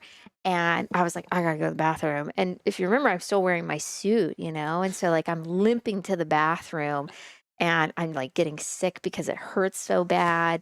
And then I get all the way back and I was like, guys, I think I need to go, you know? So then I leave. And you took my spot. Yep. So that way both you and Megan can go out there. So at this point, I wanted to do a track day, but I'd never done one. And we're there. And Carson did a very good job of going up to the STT guy and was like, hey, look, so we got another racer. Like he's a really good road didn't know racer. he did Yeah, this. like I've never been on a fucking track before. He's like, he's a really good road racer, but and I was a good motocrosser. I knew that shit would translate pretty well. Right. Yeah. So yeah, he was confident enough to say that. Yeah. So yeah, they let me ride in your place for the last 2 to 3 sessions on Megan's DRZ. And the funny thing is I was pretty much keeping up with her. Yeah. And she was dragging me at that day too. That day honestly changed my life. Yeah. I mean, Not life, wife. That day changed my wife because she went from being fearless to, oh, I can get fucked up from that crash she Yeah. had. It always does. so tell the story in the crash and then I'll tell the rest of my story. I've got the videos and because I was following her with the camera on and I've got the crash and I've got the 10-second Tom reset and all that stuff, but I'm kind of saving that because I'm going to do a Valentine's Day episode with Bill. I want to do Billy and Yeah. April and Megan and me. We all do an So episode. you're going to save that story. I'm going to save that one for Okay, that. so but I can tell my side. So Yeah. so I left, right? And I had met Carson at his house, went back there, and at the time I drove a 6-speed, and I was like, well, I'm not gonna be able to do anything with that foot, So I wound up calling my parents, and my parents had to, I was young, I was living with my parents at the time, and they had to come out, get me, and bike's trash, whatever. Like you saw, like everything's like busted on it. So we get back to the house, and I remember my mom just looks at me and she goes, well, let's just go to the ER because I'm not going to be there all night. And so typical mom fashion, right? So we go to the ER and they're looking at my foot and they take an x-ray. Because remember, the EMTs were like, yeah, I don't think it's broken, And they're like, oh, no, it's broken. yeah. And so they put it in like a soft cast, wound up going to orthopedic, and it wound up being actually broken in 2 places. So that's where the boot life came to play. And, that was actually me at work because I still had to work during this time too. And this As a was, vet? yeah, at the vet. Yeah. And so this was before they actually had the little scooters, before they invented those. I feel Yeah. like such a freaking old lady at this point. So, so I actually took a rolly chair and I would roll into the exam rooms, I would just like pop it up over the tile and I would restrain dogs and everything so that I could still work. But when I went to the doctor, I'm getting these text messages and they're like, Megan, it's okay if I say, Yeah. they're like, Megan wrecked and she's in the ambulance. And I'm like, oh my God, what is going on? But like, we both wrecked the same day. Obviously hers was a Dude, little bit more Megan intense was than mine. Gone. Like, there's a picture of her. concussion. Dude, There's a video. yeah, there's a funny video where I say the same 5 things to her 5 different times, and I get a different reaction every Oh, time. wow. She was 10-second Tom. I think she kept asking about me too. Yeah. Yeah. Well, I told her, I was like, Danielle wrecked the same day, and I was following you, and, But and like she's like, her body movements too, not to give too much away, but she's like, yeah? Huh? well, not only that, Yeah. but she's like, you can tell that she had completely forgotten the thing that I said to her already, and I say the same thing, and she's just like, are you fucking with me? Yeah. Yeah. She was Yes, out. but no. She was out. There's a very funny story about that later. We'll get to on her episode. I'll let you save that. Yeah, So, that's so fucking funny. but Ugh. that's my story with that one. And then you're right, because it was like classified as like motorcycle safety, even though it's totally not. I not only, and I don't know if Megan was able to do this or not, but I was able to claim the bike on my insurance and my helmet Yes. and my gear. All right. So, fun fact about why I wasn't at Cycle Nation too long is, so I talked with the insurance people after the crash, and they're like, "Hey," because she bought her suit from somebody at WoW used, and so I told the insurance people that, was like, "Hey, like, she's got all this stuff on her bike, blah blah blah," and they were like, "Well, we just need receipts for it." I was like, "Well, she bought a lot of it used." They were like, "Just make up receipts for it." Yeah. So I literally went into our system and was like, okay, made a fake ticket of what, because that's what the insurance person told me to do. Like, just give us receipts. Yeah. I got fired because of that. In a way, Really? I kind of quit because they were like dragging me through all this bullshit. And they were like, yeah. So I kind of lost my job and then ended up going to Marmo from that. Damn. Oh my God. Yeah.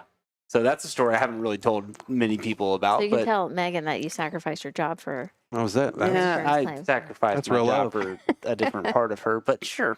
Yeah. For that. Real love. Yeah, that's really love. That's awesome. No, but that, like, for real, like, they were like, I went and found the suit and was like, all right, this is what it cost. And, like, put all those things together, like the guy told me. Mhm. But the funny thing with it is, like, service people started to get let go and other things. Like, they were blaming people for stealing things. And Oh, I weird. realized they were just trying to get rid of people. For sure. Yeah, that's what it was. They're just looking for anything to just say, like, see ya. And, oh God, I just remember another thing. The reason why I was the first one on the chopping block is the fact that the GM at the time, who was over like 3 stores, Mm-hmm. so we had to close down the Brazelton store right down the road from Road A. Yep. And while we're there, this one kid that was helping us work, he's a white kid, being raised by black parents. Like, he was adopted in a way. Like, the kid had a rough life. And the GM's son started making racist comments about shit. And I basically told him to shut the fuck up. Like, was wow. like, dude, what the fuck are you doing? You're being an asshole right now. So 2 weeks later, I'm let go. I wasn't let go. I quit because I was like, you guys are doing some bullshit and I don't need to do this. I can go anywhere, right? Yeah. 3 months later, that dude gets fired because one of the other persons at a different store recorded him making racist comments. Oof. Oh, wow. Yeah. I was like, oh, it's all coming together now. Are they even open anymore? No, they were No, bought out it's by Ride Now or Ride something Now, like yeah. that. Oh. Yeah. Yeah. But yeah, Different it's name. just, it's funny, like things that you don't know about behind the curtain and things start to get put together. You're like, oh, okay. Well, yeah, I'm figuring that stuff out now. But, Yeah. So that was an experience. So yeah. haven't been back since, but I did get another bike after that. And that was kind of it. Was this the bike you got after that? Oh, damn it, where's my cursor? This should be black. Was this the one you got after that? No, but Tell us about that one. Yeah, I knew that had a story behind it. Oh. so this is a custom bike that somebody I knew built. And it's funny because on the front of the bike, it actually says like Stiffy on it. So if anybody remembers in Daytona Beach, there was a bike shop called Wide Open Customs, and their logo was actually a woman with her legs spread. Like wide open. Wide open, yeah. And, Oh, I it get was it. funny. They actually had less sales in bikes and more sales in their T-shirts because of the logo. You know? That goes with makes Harley sense. Riders. Yeah. That makes sense. So That anyways, fits. that's kind of where the bike came from. But I actually took that bike down to Daytona and rode that bike through Main Street for Daytona Bike Week. Mm-hmm. So yeah. I bet you were thinking you were so cool riding that thing. Actually, I was like, how do I turn the handlebars on this thing? Because going from a sport bike where you're like this, Over it to one that's like way and then out. going Yeah, like this, yeah. because when you're riding a sport bike, it's super nimble, like like you can like turn, and then that thing, it's Yeah, like, What is Like- how does he know? I mean, he doesn't know. Can't lean that thing. But this Look at thing, it. I was like trying to turn right, and I was like, oh God, I gotta like swing it wide here just to get around where I need to go. And your arms, like being like this, totally go numb. Oh, I'm sure. Yeah. Like It's terrible. Never Dude, catch me I have a riding problem something with like mountain bikes. Like just Mhm. being over it like that. Sorry. Like the sport bike position almost makes my ship go Yeah. down now. Yeah. that. Yeah, I swear, like if I was gonna, if somebody was like, "I'll give you a brand new sport bike," I'd be like, I ride sport bikes, and none of my sport bikes have like sport bike ergonomics to them. You know, Yeah, my yeah, yeah. stunt bikes have that Mm. big handlebars on them and stuff. Like, I get on a sport bike in a dealership, and I'm like, I don't know that I could do this. Like, I don't think I I could need some anymore handlebars. either. I like Yeah. a hooligan bike, you know, like a Street Fighter or something like that. But not that I would want a brand new. No, you'd probably want, I know what you want. You want a brand new KTM adventure bike. Ooh, that'd be nice too. You That's want one what with you the want. 890s with all the. Cam problems, dude. The owner of Yes. Highland Park. Actually, I rode one the other day. I rode the owner of Highland Park's 890R, and I Paul was like, or the new guy? Lee. The Okay. guy. knew I that. haven't met him yet. Dude, he's such a clown. He's so funny. But he was like, dude, these motors have had these problems for 10 plus years.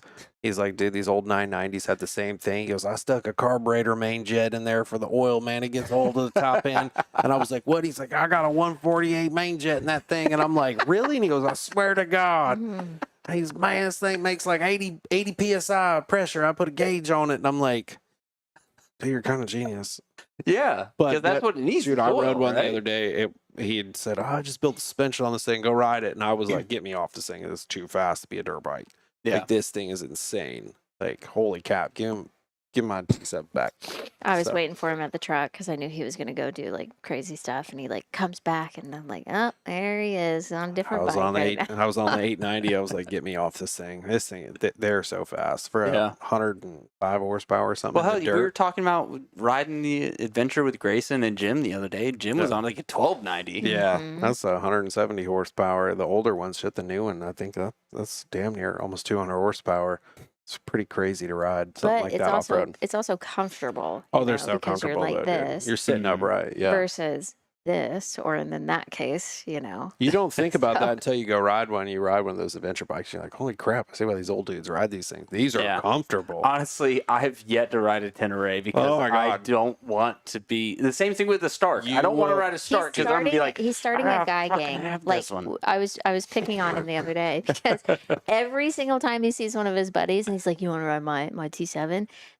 3 weeks later, they wind up buying one. I got like 3 or 4 friends now that just bought T7s, and it's like, I mean, I can't help it. It's not. I'm just trying to get them into other bikes. Obviously, they all race. Grayson and Matt, they all race. But it's what Enduro, but- Dawson, Grayson, Ryan. Mm-hmm. Who else just bought one?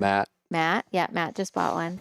Christian's gonna buy one too. Like, it's Christian. like, Anthony, you're I next. forgot that you texted me you were Christian a few weeks ago. and Yeah, I was dude. like, I sent him pictures when I got his bike. Oh, yeah. And he was like, that motherfucker. I just Yeah. I need a picture of like all of you guys like together with them. I think it'll be so cute. yeah. I mean, I've sat on the T7. Yeah. Naked. Yeah, you don't remember that. You're too much of a hurry to enjoy it for what it was. I enjoyed You it. should have sir. took off out of the garage. Did you clean the seat after that? Wow, it was No, bad. he Didn't spray probably anything? took the seat off and sealed it, smells it every now and then. Oh Lord. Weirdo. Yeah, you'll be there. Trust me. You'll ride one. You'll be like, dude, this is way better than my race bike.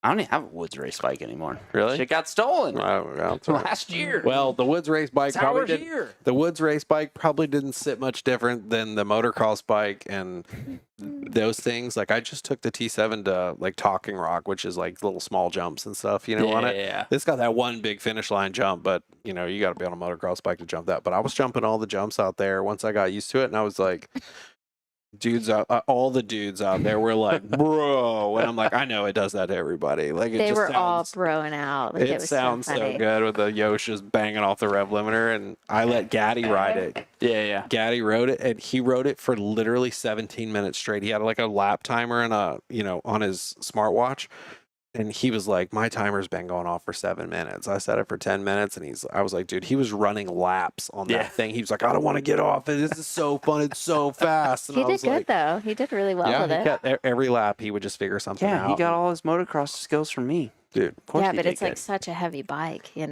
Yeah. It's definitely fun, but just I was into big girls in college. I should be fine. oh my god. Oh yeah, you'll be good then. You'll remember. It'll all come back to you. I'm Be like, so I used love to- riding these things. I'm so used to. I just glaze over some of your little I comments. just wanted and just, like, Danielle's. Oh fuck. I just keep going. I'm like, yeah, you just gotta Ignore ignore him, it it's half the time. Anthony. You just gotta ignore it half the time. I can't remember half the shit I was saying to, like while buying the couch where you did that. You're just like I just whatever. skip over and keep going. I like how before the start of the show you were like, "Are you gonna be you for this?" Or Well, so I'm not kidding. We actually had this conversation. I was like, I wonder how Anthony acts during these. And so I did some research and I actually like listened to a couple of them because I just needed to see how you showed up. no, I'm just me. There he is. This is me. I mean, I half expected like, your pants to come off or something halfway through this. I mean, for the right amount of money. What the sponsors pay for. So I do want to know how long do you guys think we've been doing this? Well, we started. No, just don't look at the time. my What do you gosh. feel? What do you think it feels? I think it's been, I'm gonna say 2 hours and 15 minutes. I would say 2.5. It's been about 3 hours. Holy Really? cow! Wow. Yeah, we've been Damn. doing this about 3 hours. Oh, I got We're stories for 10 minutes away Dude, from I got 3 hours. stories for days. I I know. could go on. I ride so many different motorcycles that like these stories could start on bikes that are knee high and they could end on adventure. But like, dude, the Yeah. stories, and it's every week. Every time I do something on a motorcycle with the dudes, stupid shit happens. You Oh, could yeah. just, it's So, just talking about stupid shit happens. I always appreciate our time together at Germtown. Did you know about this? Did you hear about it? He's made comments. I like walk in your garage and like cuss at the side by side. He Oh, does. son of a bitch. And we actually talked the other day. We were like, we should go to Durhamtown. And he was like, ugh. You know? I went to Durhamtown. Anthony tried to break my back. He almost killed me. Dude, you he know? was for a professional stunt rider to be screaming like he was and shocked. But Look, because here's It the was thing, in I'm you're not in control. Yeah, I I'm know. like, dude, I see shit. I'm like, oh my god, what are you about to do? And then we're over jumping all the jumps to flat, and granted, it lands like a couch, but I'm just like, bro, my back, like, I'm not ready for this. I'm like, oh, this is terrible. It was fun for sure, but it definitely like, I would have rather had some butt pads in or something. Mm. well, the trick is when you're doing those, like when you're about to land a big thing, is you do just like a little like. Oh, you didn't tell me none of And that. then You just that give way me it kind of absorbs. a How do little you bit. do that when you're driving? paralysis. Driver or passenger? You just drive on the steering wheel. I mean, you're in the You air. just clench it? Yeah, you just clench it. Yeah. Okay. He didn't tell me none of that. I just had paralysis for. And the funny thing was, and you were talking earlier about like you weren't into like motorcycle chicks, right? Mhm. The chick I think you were dating at the time was a nurse. Oh yeah. And I was like, oh, that's kind of smart. If you're not going to be into motorcycle chicks, be into a chick that can fix you. Right. So I'm about to Debatable. wreck his spine real quick Yeah. while his But chick's you a had nurse. to convince her to go with me. And you Yeah. were like, no. He's like a professional driver. Like, just trust him kind of thing. And I backed it down a little bit for her, Nice. but she was, yeah. Probably she scared was, shitless. Yeah, she was scared So shitless. funny. That was pretty Yeah, funny. I'm forgiven. Yeah, she was no way, shape, or form into any motorsports, or she was just into alcohol. So this picture I saw on your Facebook. I haven't Mine? pulled it up yet. Yeah. Okay, let's see it. And this story is kind of wild. And honestly, I probably would have just glazed over it. And I know the dude, and I didn't realize that you knew him too. But this got brought up when I was at Big Springs like 3 weeks ago by somebody. I think I need like a preview. Oh, yeah. Yeah. Did you know John? Yeah, I did. I was at his funeral. You So- were. Oh, yeah, you Aw. were there. Yes, I was there, but I forgot that you were there. Yeah, because we used to all hang out together. I know, but I like it's 12 years ago. I I forgot all know. that shit. But So this was John, and he used to work at Butler Tire in With the Carson, back with yeah. Carson, and so, like Carson, John, Gabby. He was dating a girl named Gabby. the owner, Gary, like they would go ride too. Yeah, I they think would Gary go was, ride. was at the track. Yeah. But you, Megan, me, Carson, John, Gabby, we would all go out and buckhead together. Mhm. This is before we got old. I you saw know? some pictures and I was like, I Dude. tried to find one with you and Megan together. There is one. No, I couldn't find it. Oh, listen, But I there was is like- one. There is one. Yeah. That was like right when It Megan and popped I up- first started dating. And I remember being in Yeah. that and her dancing. I was like, I'm marrying this chick. Yeah. We are like 14 years later. So Yeah, no, there was one that popped up on my my memories a couple of weeks ago, and I was like, should I share this? And I was like, I don't know if she'll appreciate that. So, anyways, we used to all hang out, so that's kind of how we knew each other. And then that photo I actually took when we went to. Oh, you took it. I didn't realize took you that take photo. it. That's at Highland Park, I think. No, that's at Durhamtown? what was the other one that was near Highland Park? Bremen? Is that Bremen? I think No that's way. Bremen. Bremen's a motocross track. It's just a motocross track? Well, maybe that is Highland then.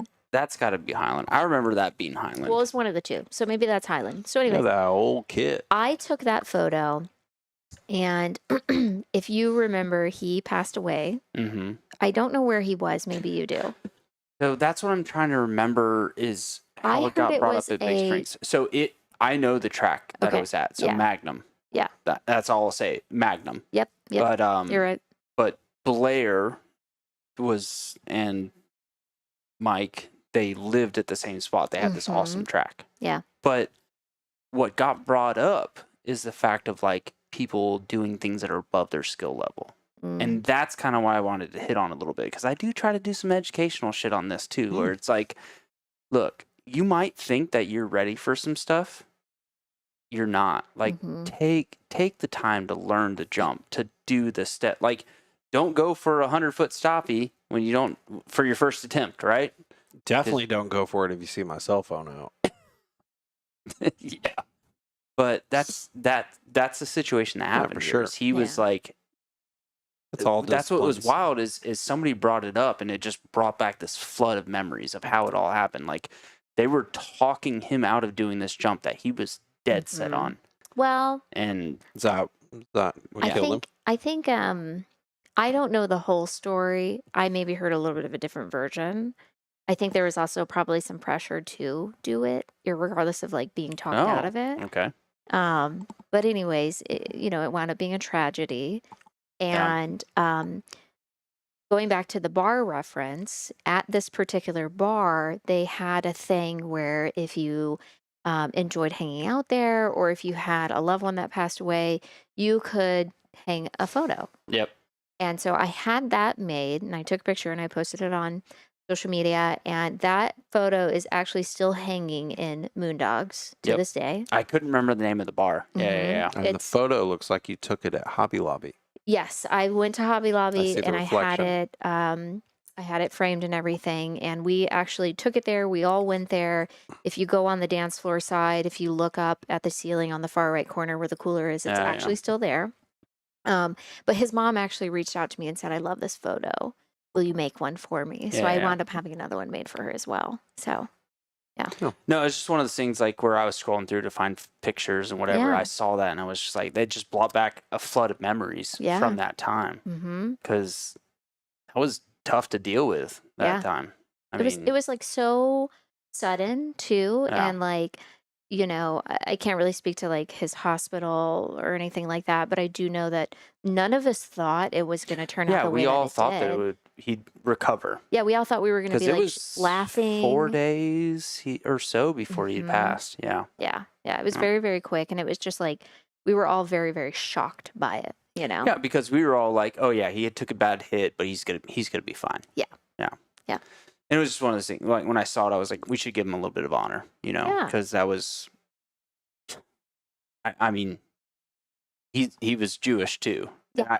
It sticks to me so well because that was the first Jewish funeral I'd ever It was the attended. first one I'd ever been to, and I And have I to was say like- it was absolutely beautiful. Yeah, and it was very like kind of a culture shock of how they'd Mhm. handled it and all that other stuff. Where I was just like, "Oh, Yeah, great guy, gone Yeah. too soon, irregardless of the situation. I think, it was just a too soon situation. yeah." Yeah. No, and one thing that stuck with me from it too is the fact that Megan was like, she felt so much remorse for his girlfriend at the time because they'd been dating, I feel like under a year, maybe a little bit more than a I year, can't whatever it remember. was. But you could tell that they would probably go a long distance. So she kind of put that to like, what if that happened to me? Like, Yeah. there's so much unknown of what could have been Yeah. at that point. Yeah. So that was kind of like just a wild thing that always stuck with me. Yeah. So. Yeah. We kind of fell out of touch, but we are still friends on Facebook. And I will say,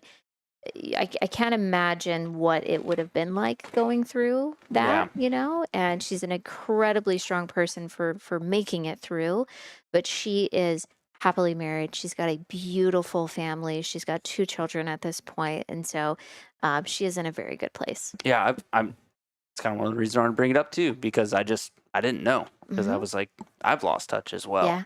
I kind of forget about it until you see the picture. Yeah. So. Yeah. But you know what? I think we all know, being riders in this industry, whether it's stunt riding, whether it's motocross, whether it's anything that you want to do, like it's this risk will always exist. Oh yeah. And it's something that we all have to accept when we go into it, Oh yeah. Mm-hmm. I mean, I've honestly figured I should have been gone a long time ago. All the stupid shit I do. Rodney, what do you think? You? For you. Oh, dude. I mean, you got to see how he drives the side by side. You can ask my mom. I mean, I didn't think I was going to make it to like 25. There was just bets. Wild. There seriously was bets that I wouldn't make it to graduation. Yeah, I didn't. Like, I mean, for real. I've survived a lot of wild things in my life. And Yeah. it's just, I mean, it makes you stronger. But I mean, I know a lot of people have passed away. I've been riding with people when they passed away. And it's definitely like, the first time's the worst time. And it doesn't really get easy. But, you just kind of start growing numb to it. I mean, I probably lost over 50 people that I've known over the years. Motorcycle crashes. Yeah, I've been in motorcycle crashes like with cars myself now in recent years. And it's just, dude, you just never know, especially with all this technology. People aren't paying attention to the road and stuff now. It's not just like, it's not just jumping jumps and doing stoppies and riding wheelies. It's just literally just people lost and staring at their cell phone because they're lost on their GPS. Yeah. And you turn in front of you and it's, you could T-bone them at 45 miles an hour and break your neck. So it's, it's just a risk it is a risk you do take. I don't really think about that kind of stuff. It's obviously I've accepted that long ago. And I'm just like, let's just go have fun. I don't think any negative thoughts when it comes to stuff like that. Well, something that we had kind of texted, because I said I wasn't sure if you wanted to talk about it or not, but is your battle with leukemia, because there was a time where we thought we were going to lose you. Mm-hmm. And that was a tough one too. Yeah, I wanted to kind of touch on like what you went through that, because I only know the story from social media. Yeah. And supporting you and I tried to reaching out paint and all that picture stuff. as So, best I could, for people that were unknowing. But yeah, it just came out of nowhere. I mean, I'm now in my mid 40s. I've never been drunk, never drank alcohol, never smoked a cigarette, never done a single drug. And all of a sudden, I got very sick. I don't get sick either. I've never had the flu. So at one point in my life, it was winter 2015, and thought I had the flu finally. I was like, my temperature was high and I was weak, and got to the point where I would like stand up and like almost pass out and fall down. And I had to have my friend take me to the ER. And I was like, I don't really want to go. And she was like, no, you really need to go. And went to the ER and did a bunch of tests. And they're like, have you ever had a blood transfusion? And I was like, no, not that I know. Broke a lot of bones, but no. And they're like, okay, well, so they got me a bunch of fluids. My temperature when I went, I was literally about to have a stroke. My temperature was 106.5, which is like about to have a stroke.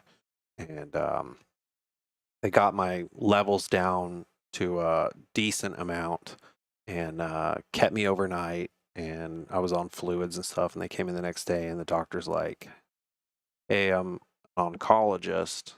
And I'm like, what? He's like, yeah, like, we want to do a bone marrow biopsy. And I was like, what? So I like call my dad, who's still alive at this point.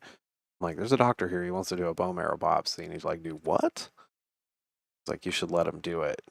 So he peel me down and drill a hole in my ass and come back. And he's like, I don't know how to say this, but it's bad news. He's like, you have cancer. I don't know what kind it is right now, but we're going to transfer you to Northside Hospital immediately. Damn, it was that quick. I mean, like, it was less than 24 hours from the time of getting to the hospital. I was in an ambulance on my way to Northside. And then from Northside, I had another bone marrow biopsy immediately, which was, I've broken a lot of bones. This was probably the single most painful thing I've ever endured, like subjected myself to. They had to do a bone marrow biopsy without me being sedated. So they gave me like a local shot and then punched a hole in my hip. And I broke the handrail off the bed. I broke the headboard on the bed, like ripping it off. I had so many people holding me down. And dude, when they stuck this needle in my hip, I swear to God, it felt like they were pulling the fluid from my kneecap. It was like this pain all the way up my leg. It was terrible. I had to YouTube it to see what they do. And then I was like watching. I was like, oh God, I'm going to throw up. But so I ended up having to do that. And the reason I had to do that is because they couldn't get me into radiology fast enough. And they're like, we think you have like a very aggressive form of leukemia. We don't know, but we need to do this now. If we don't do this now, we can't get you into treatment fast enough. You would be into the weekend and you would have to wait 3 more days. You might be dead. I'm like, well, shit, let's do it. You know? Yeah. I did it. And it was tough, but come to find out I have AML, which is acute myeloid leukemia. It's probably the most aggressive form of leukemia you can have. It'll kill you in about 3 weeks. Jeez. So it's bone marrow cancer, and basically my bone marrow quit making blood. They were fighting each other. My red blood cells were non-existent. My white blood cells were about triple the normal count. I had about 30% oxygen going to my brain, which is why I would pass out when I stood up. Oh shit. Okay. So it wasn't great. Yeah, and then we and lucky for you, you're a motorcycle rider, which doesn't require a lot of oxygen to the brain. You know? Facts. Like, so you could survive without that. Dude, it's fine. Like trying to do research on this disease, which is just like literally it's a bad luck disease. Like they don't have any rhyme or reason. They couldn't say it was like from sucking on tailpipes my whole life, and like they have no rhyme or reason. They're not. Yeah, dude, I mean, whatever it is, it's not from breaking bones all the time. They're like, the oncologist like, we just don't know. And I'm like, well, since you don't know, I'm not changing any of my lifestyle because, like, I mean, I'm a healthy human being. yeah. I'm very active. I don't drink. I don't do drugs. I don't smoke. I'm addicted to Fruity Pebbles and chocolate Pop-Tarts. True story. Like SpaghettiOs. But other than that, like, dude, I don't, I don't know. So- I feel like SpaghettiOs at this point might be worse than drinking. don't say that. Never giving those up. Loves them. SpaghettiOs and Pop-Tarts, same time. No, you put flaming hot Cheetos in them. Or you put regular Cheetos. I do all kinds of stuff. So anyway, 28 days in the bone marrow portion of Northside Hospital, the Cancer Institute. I had to start treatment immediately, and so I did 3 rounds. The first 2 rounds of chemo were pretty staggering. Or you're not talking about not drinking, but That Go beer for is it, like bro. hot, by the way. That's been sitting there for like 3 hours. Nasty. I'm fucking freezing. This thing's cold. So fine. yeah, that was I visited you. She did visit me. That was actually one of the really cool things. I mean, I had a lot of people, people all over the world reaching out to me, people in the motorcycle world, just all over the globe. It was pretty awesome to see the support. But I can say it after like breaking all these bones and surviving the chaos that I did when I was young. Like I knew, like, even though the doctor's like, you could die in 3 days. I'm like, dude, I'm not going anywhere. Like I'm strong, I'm mentally strong. I'm going to get through this. And the whole time, there was only one day that I didn't walk the equivalent of a mile with like my IV bag and stuff. Yeah. It was the day after I took the first round of chemo. Dude, that shit wiped me out. Like it was bad. I was like, I can't even get out of bed. No. It was pretty bad. But And that's true too, because when I went and visited him, like when you go, you have to, like if you're a visitor, you have to gown up. Like I was like head mask, to all that. toe, like mask, hairnet, like everything, And I'm going in there and I'm like, I'm trying to look cute, not like this, So I go in there and he's like, well, let's go for a walk. And so together we literally did laps around the little ward when he's got his little IV thing, and he was just like, I just got to keep moving. That's it. Yeah, you just really gotta you gotta beat it. I feel like it's like a mental thing. You know, it's really like to overcome any kind of, you know, setback, whether it's a disease or broken bones or whatever it is. Like, it's a mental game, and if you can't beat it in your head, you're definitely not going to beat it like physically. So that was the thing, is I had to keep moving, and the doctor's like, damn, you still out here? I'd be, dude, with walking laps. Even if I got tired, I would go and sit down for a little bit, and then I would lay down, and then I would, you know, kind of move around, but I was always moving every single day. And you said you like forced yourself to eat too. yeah, I never, like, no matter what, like, even like, so like your immune system, basically what chemotherapy does is it wipes out your entire immune system, so that basically it's forced to regenerate and start over. And so, like, when I would flatline, I would have no cell counts, no red blood cells, no white, no literally nothing. I was surviving. I had like 29 blood transfusions. I was getting platelets, red blood cells, white blood cells. And so I would have no immune system at all. I was just surviving on blood donations. And I would just have to keep moving. You know, you got to keep your body moving.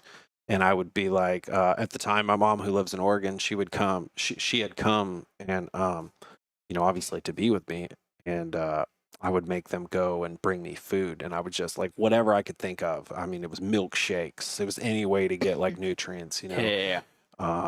And so milkshakes and chicken and stuff like that. So that was 28 days in the Cancer Institute, and my immune system. Only 28 days? I know, man. It was like $1.1 million. Dude, 28 days later. I know, but it seemed like, honestly, like, from memory. Well, that was just like that was just in the hospital, though. You know, the 28 days were just in Northside. Then after that, I had to do multiple more rounds of outpatient chemotherapy, and it got to the point where, like, every time, so basically chemo wipes out your immune system, and then your immune system basically, it shocks it and it comes back slowly but surely. Your counts start to come up, your red blood cells and all that. But, like, I can say that, like, when I had nothing, no blood cell counts, no nothing, like, I was bleeding through my skin. Like, there's photos, like, like my body is like bleeding out. There's no platelets in your skin. Yeah, so you have no platelets, like, you're just going to internally bleed out. It's kind of wild, but it's, you know, it's part of it. And so I had to do that. The very aggressive form, the first form of chemo I took was like the worst, and then the next one was a little less, and then the next round was a little less. And I finally got to a point where I stopped the chemo. They wanted to do, you know, after I got into remission, they're like, okay, we want to do 3 precautionary rounds of chemo. And every time I would do the chemo, it took a little bit longer for my immune system to come back. So it was like the first time I did the chemo, it was 7 days to the T. My immune system started regenerating, and within like 3 days, my immune system was like better than basically better than a woman's immune system. Men have stronger immune systems. Sorry, but they do. So I had a stronger immune system than like an adult woman, and that was just multiple days later. And then, you know, week 2. I don't think my wife got that memo, because she gets way sick. Yeah, he's way saying more that than while me. I've been like coughing this whole little. Dude, I don't even get sick. So it's a funny story. I thought I had the flu when I went to Kennestone, and I was like, man, no wonder you guys are always like, I'm dying. No, I was really dying. Yeah. So I that was, kind of remember from that too. Didn't you have like a cap that they tried to test to where you wouldn't lose your hair? Am I remembering that No, wrong? I just shaved my head. So that was the thing, is like, you know, with facial hair, I had a beard and everything. Dude, you know how hard it is to pull your facial hair out? This shit is in there. Wait, what? Yeah. Like, pull your beard. That shit's hard to pull out, right? Wait, Yeah. are you saying you pulled it out? 1 round of chemo, go like that, just flakes off your face. Oh, okay. Yeah, she No. heard it the way I did too, No, where I'm it's like, you had it and you Well, had he to went from pull shaving your. his head to. No, yeah, so I was shaved, but like that was the thing. I went like this one day, and my facial hair fell out, and I was like, oh my God, no. And I went like this, and my hair fell out, and I was like, shave it. My mom brought me a razor, and I was like, "Brrr," like no guard. I just shaved my head, and then, you know, it took a minute for my hair to come. When it came back, dude, my hair was white, like that wall white. It was crazy looking, and I had no hair, like no hair. I was like, damn, you guys jealous? I know y'all girls are jealous. Look, I don't have no dude. hair on my legs. I gotta wax and I gotta do Dude, all kinds. no. I already don't have any hair on my ankles. Megan gets in there. I was about to say you should see his ankles. Dude, I don't have any hair on my ankles. None. Let me see that. It's very Let me weird. get that ankle. It's not a joke. Put your leg up here. Look, It's not From- kidding. Like he from has here none. down. So I used to tape my ankles as a kid because I used to sprain and break my ankles so much. Yeah, show me that. Yeah, get out of here. Get it. So, Say, why don't you pull Um, up those pants? but yeah, that was it was a 4-month long process of that, and I finally, like, every month before I would have to re-up the chemo, I was doing it on an outpatient program. I told the doctor on the last round, I was like, I'm not doing it. He's like, wait, what? I was like, yeah, I'm not doing it. He's like, why? And I'm like, well, because every time I do the chemo, it takes my immune system longer to come back. What if it never comes back? Yeah. And he's like, well, the studies show. And I was like, well, I mean, I'm telling you, my body right now went from 7 days to like 12 days to like over 15 days. I'm like, it keeps taking longer. How many times are you going to shock this? Until it's gone. No. Yeah, I'm like, it's gone. I've been in remission for 3 months now. Like, and you want to keep doing this? I was like, dude, the guy who invented chemotherapy died from chemotherapy. So I'm like, yeah, I never knew that. yeah. I'm like, I'm not doing this. It's not a shit. surprise, but yeah, Yeah. I never knew that. I mean, it's poison, dude. I've never Yeah. felt so terrible in my life. That was rough. No, Like, I've dude, been talking with Frank about it a little bit, like we're at tracks and stuff. Frank, man. So, dude, Yeah. insides, like, it felt like my intestines were burning. And like I said, I've done a lot of things in my life and broken bones and just slid down the street, missing skin, you name it, grind out my kneecaps where you could see it. And oh yeah, dude, that was definitely like, it was an experience for sure. But this is actually year 8. So fuck, has it been that dude, long? it's been Wow. crazy. They say after 7 years you're cured. Yeah. And, I wasn't shooting the horn mentally in my brain. I was cured like the minute I Yeah. walked out of there. But I guess now I've thought of putting like a program together for a while now. I wanted to get to the remission point where now I'm like past the remission point and I'm like supposedly cured. I wanted to be able to do something with motorcycles, stunt riding, being able to help kids that are going through cancer because, these kids don't even know what they're fighting for in life yet. Sad story. There was a guy who came into Northside. He was in the room next to me. He was 21 years old and he had AML, the same thing I had. He was about a week further in the diagnosis than I was, and he passed away like a couple days later. And I would go in and I'd pep talk him every day. I'm like, dude, come on, we can do this. Like, we gotta stick together. And he just mentally was not there, and it was super sad. So like I said, I think that mental game is like a huge thing because I'm like, I can roll this stoppie at 100 miles an hour for this thing, and I can just focus on this. Then I can definitely focus on staying alive. So.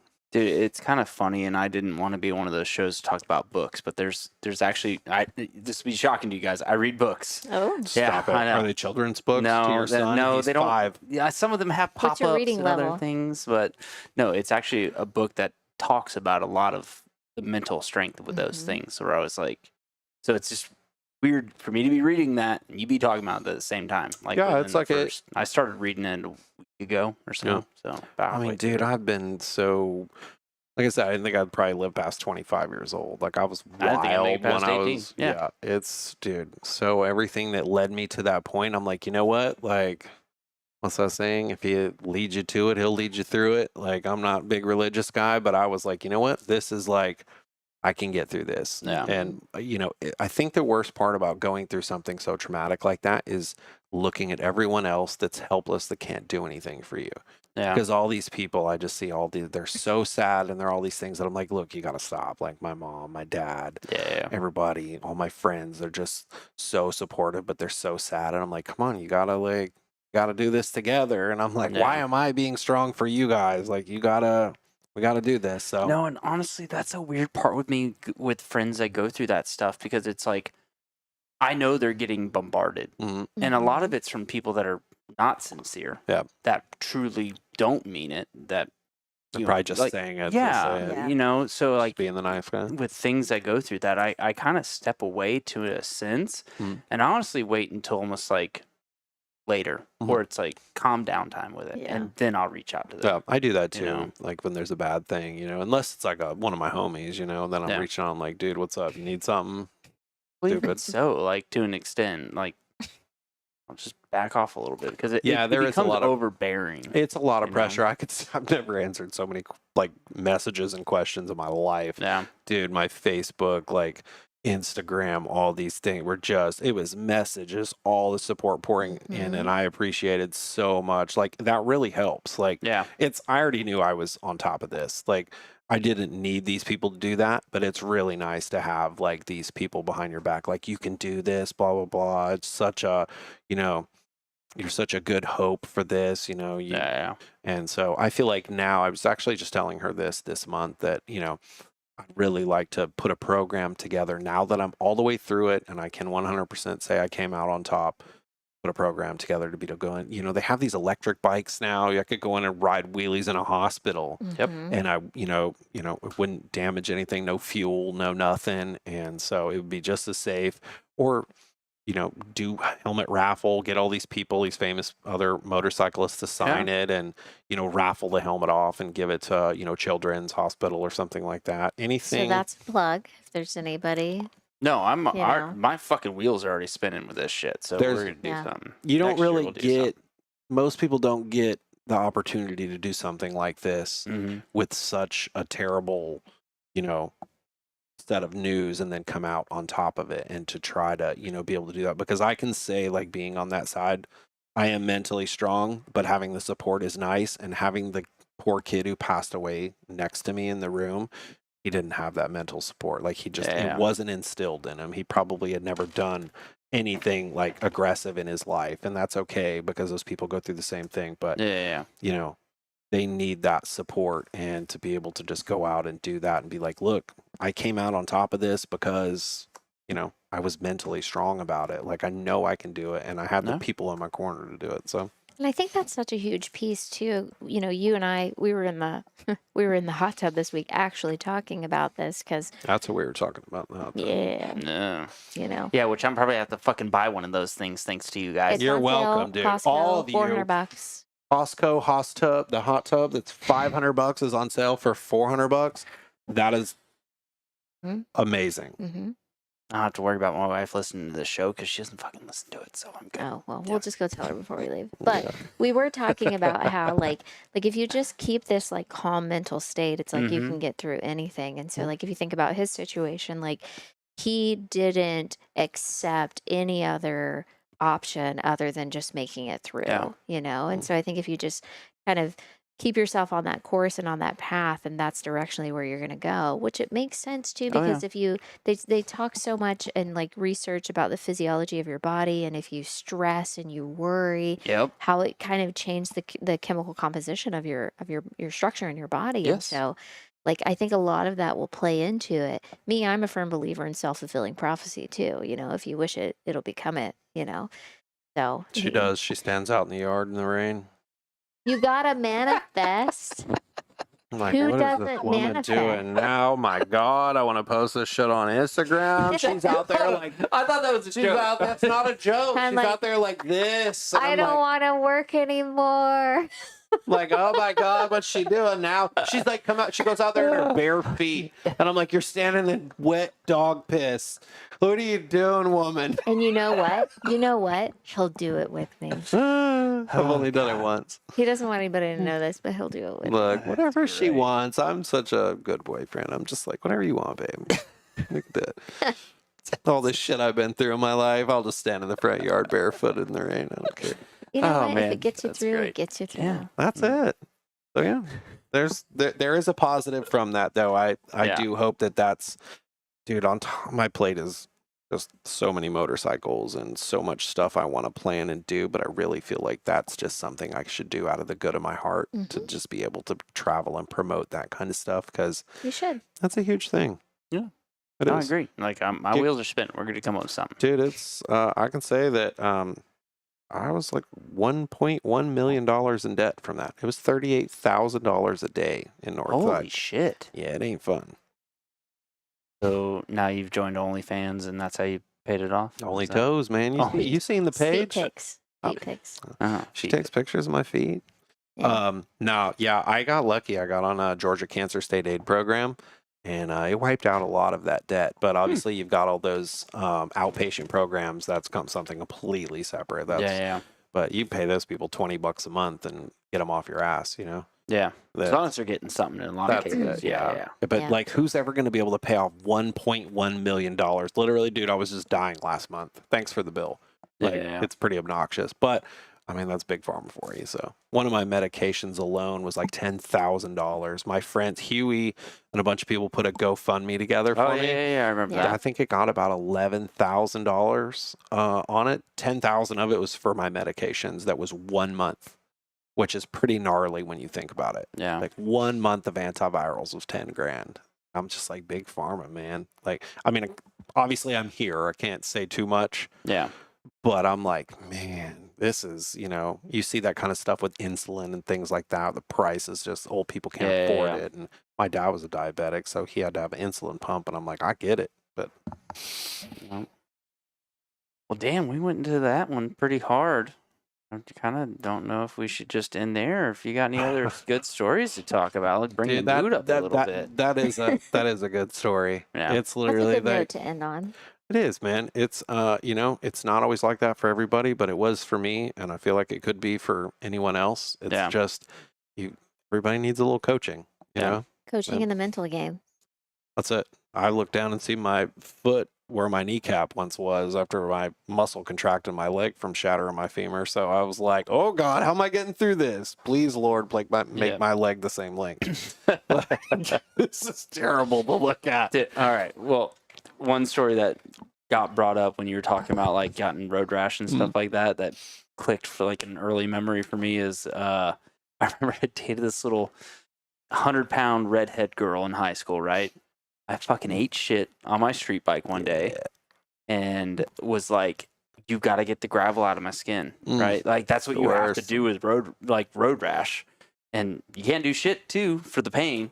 And I remember at the beginning, she's like all soft about it, and I'm fucking wincing in pain. And at the end, she's like, "Shut up, you bitch!" and like fucking rubbing, like just getting deep in there, dude. right? Oh god, the Ugh. fucking gravel. Dude, I was getting road getting rash before scrubbed I out of ever you. was getting into sport bikes. I remember I jumped off the bridge on 575 on my skateboard and landed on the down ramp, and it shot me out into Bells Ferry Road, and I landed like this on the asphalt, and my mom was digging rocks out of the palms of my hand and all I could I could do was bitch because it just ruined my brand new Public Enemy t-shirt. I did not care about this. I was like, F this, my new shirt just got ruined. I was literally in high school. I was like probably 14. And I'm like, oh my God, I've got to go back and conquer this.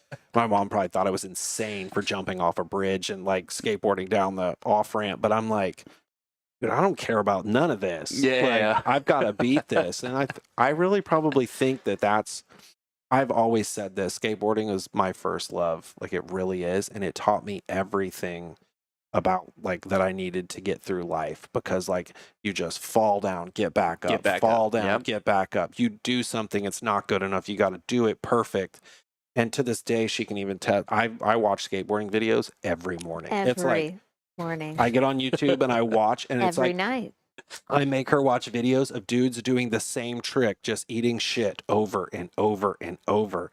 And I'm like, I want her to know that this is what was instilled in me. Yeah. Like, as a young age, and I don't even know where it came from. Like, I moved to Alabama for a very short period of time, got on a skateboard, and when I got here, I moved here my freshman in high school. I had no friends. All I had was a skateboard, and I met all the skateboarder kids, and we just, we had skateboarding and, getting hurt in common and just overcoming this, and just falling down and getting back up was like, that's been like my whole life. So if I wasn't crashing motorcycles or, eating shit, doing stuff like that, I probably wouldn't know any better. I wouldn't know what to do. But that's kind of part with the mental game like we were talking that's about. really what it is. Yeah. And honestly, if you think about it, like the same two people can be in the freezing water, and one can survive for hours and the other can survive for minutes. That is And it's a lot of it's mental game with it. Wow. You should title this one The Mental Game. The mental game. Yeah. Dude, I was doing a road trip. So I told you, my parents, when We originally moved from Oregon. We moved to Alabama for a very short period of time. But I started skateboarding there, and my friends and I would go skateboard in this giant ditch in Mobile, Alabama. It's called Graveyard. And I knew exactly how to get there after not going to Mobile I've lived here since 1990. So I drove back there. I think it was about 2021 or 2. When I went through Mobile, as soon as I got to Airport Boulevard, I knew exactly how to get to this ditch from skateboarding there as a kid. Like literally nothing changed. And I went down there and I just sat on the ditch and I was just like taking it all in. I was just like, dude, I learned so much right here on this stupid drainage ditch. Like, holy cow, man. Kind of cool. Yeah. All right. Well, I say we use that to wrap up the show then. We've been at this for 3.5 hours. You're welcome. Yeah. No, I'm glad you guys came in. This is something that, like, when I Dude, first... you wanted stories. I got them for days. I'm a little pissed you didn't give me the dirt bike, but... I mean, it's still always next here. year. You can always just go This get is it. the end of season 1. Sorry, Joe. Okay. Dirt bike's fine. Sorry, Joe. Sorry. Stolen. Whoops. They're like, Anthony, what's it with you getting all your bikes stolen? He's going to come here tomorrow and be like, I oh, stole the other ones too. whoops. Joe, I can't believe that. I gotta make sure he doesn't win it next Lucky year you, somehow. Joe. But all right, so we always wrap up the show with one of B's moto stories. So we'll play that unless there's any other stories. No, we're gonna end it. Oh my This is good God, stuff. dude, I could keep Don't going. get him Don't started. I know. Don't get him Look. started. That's what I'm saying. Like, Bring on B's story. we'll bring on B's story. We'll get you guys in next season, and it's been a fun time.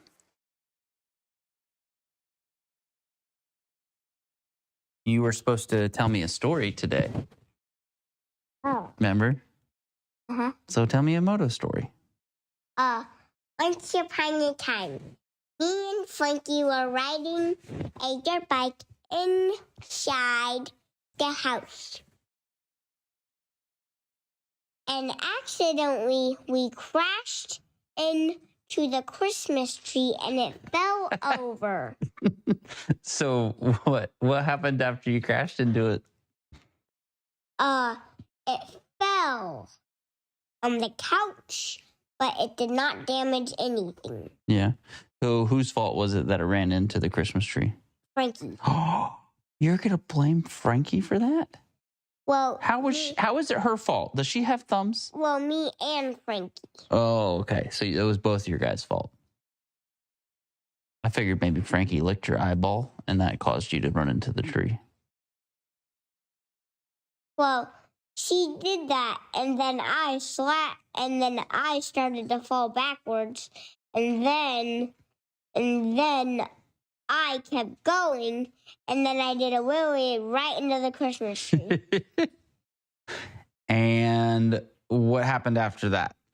My front wheel did like a drift on it, so that's how it fell over. Okay. Well, I mean, what happened after the crash? I flung on the couch, and guess where Frankie went? Where? Right on top of the TV. Nice. And then she just fell down right on a random couch that I put right there. I figured she would have hit the nutcracker. Well, the couch accidentally hit the nutcracker. Jeez, it's all over the place, that couch is. I mean, like, what happened to the tree after you ran it over? It didn't break, but it moved the pillow. Well, I mean, like, how does it look like it does now if you ran into it? Well, it's the story, bro. I know. I was trying to see if you would say that you cleaned it up before Mama saw. And then parents got home and they saw me cleaning up. But they helped me. Yeah, and you didn't get in trouble? Nope. Anything else to add to the story? Bye. I'm running out through the window.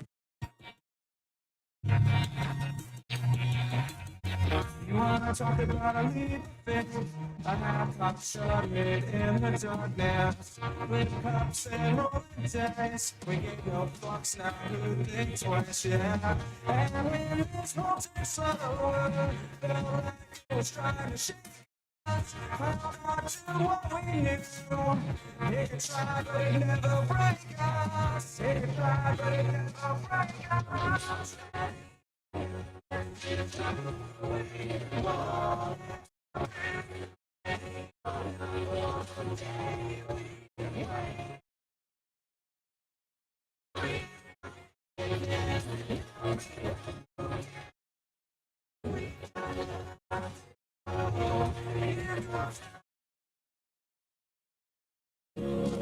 It's talking about us coming up, like we can't function on this level. You laugh at who we are. You're the joke that's taken too far. So where's complexion over? We won't take a step. We just keep getting closer. Getting used to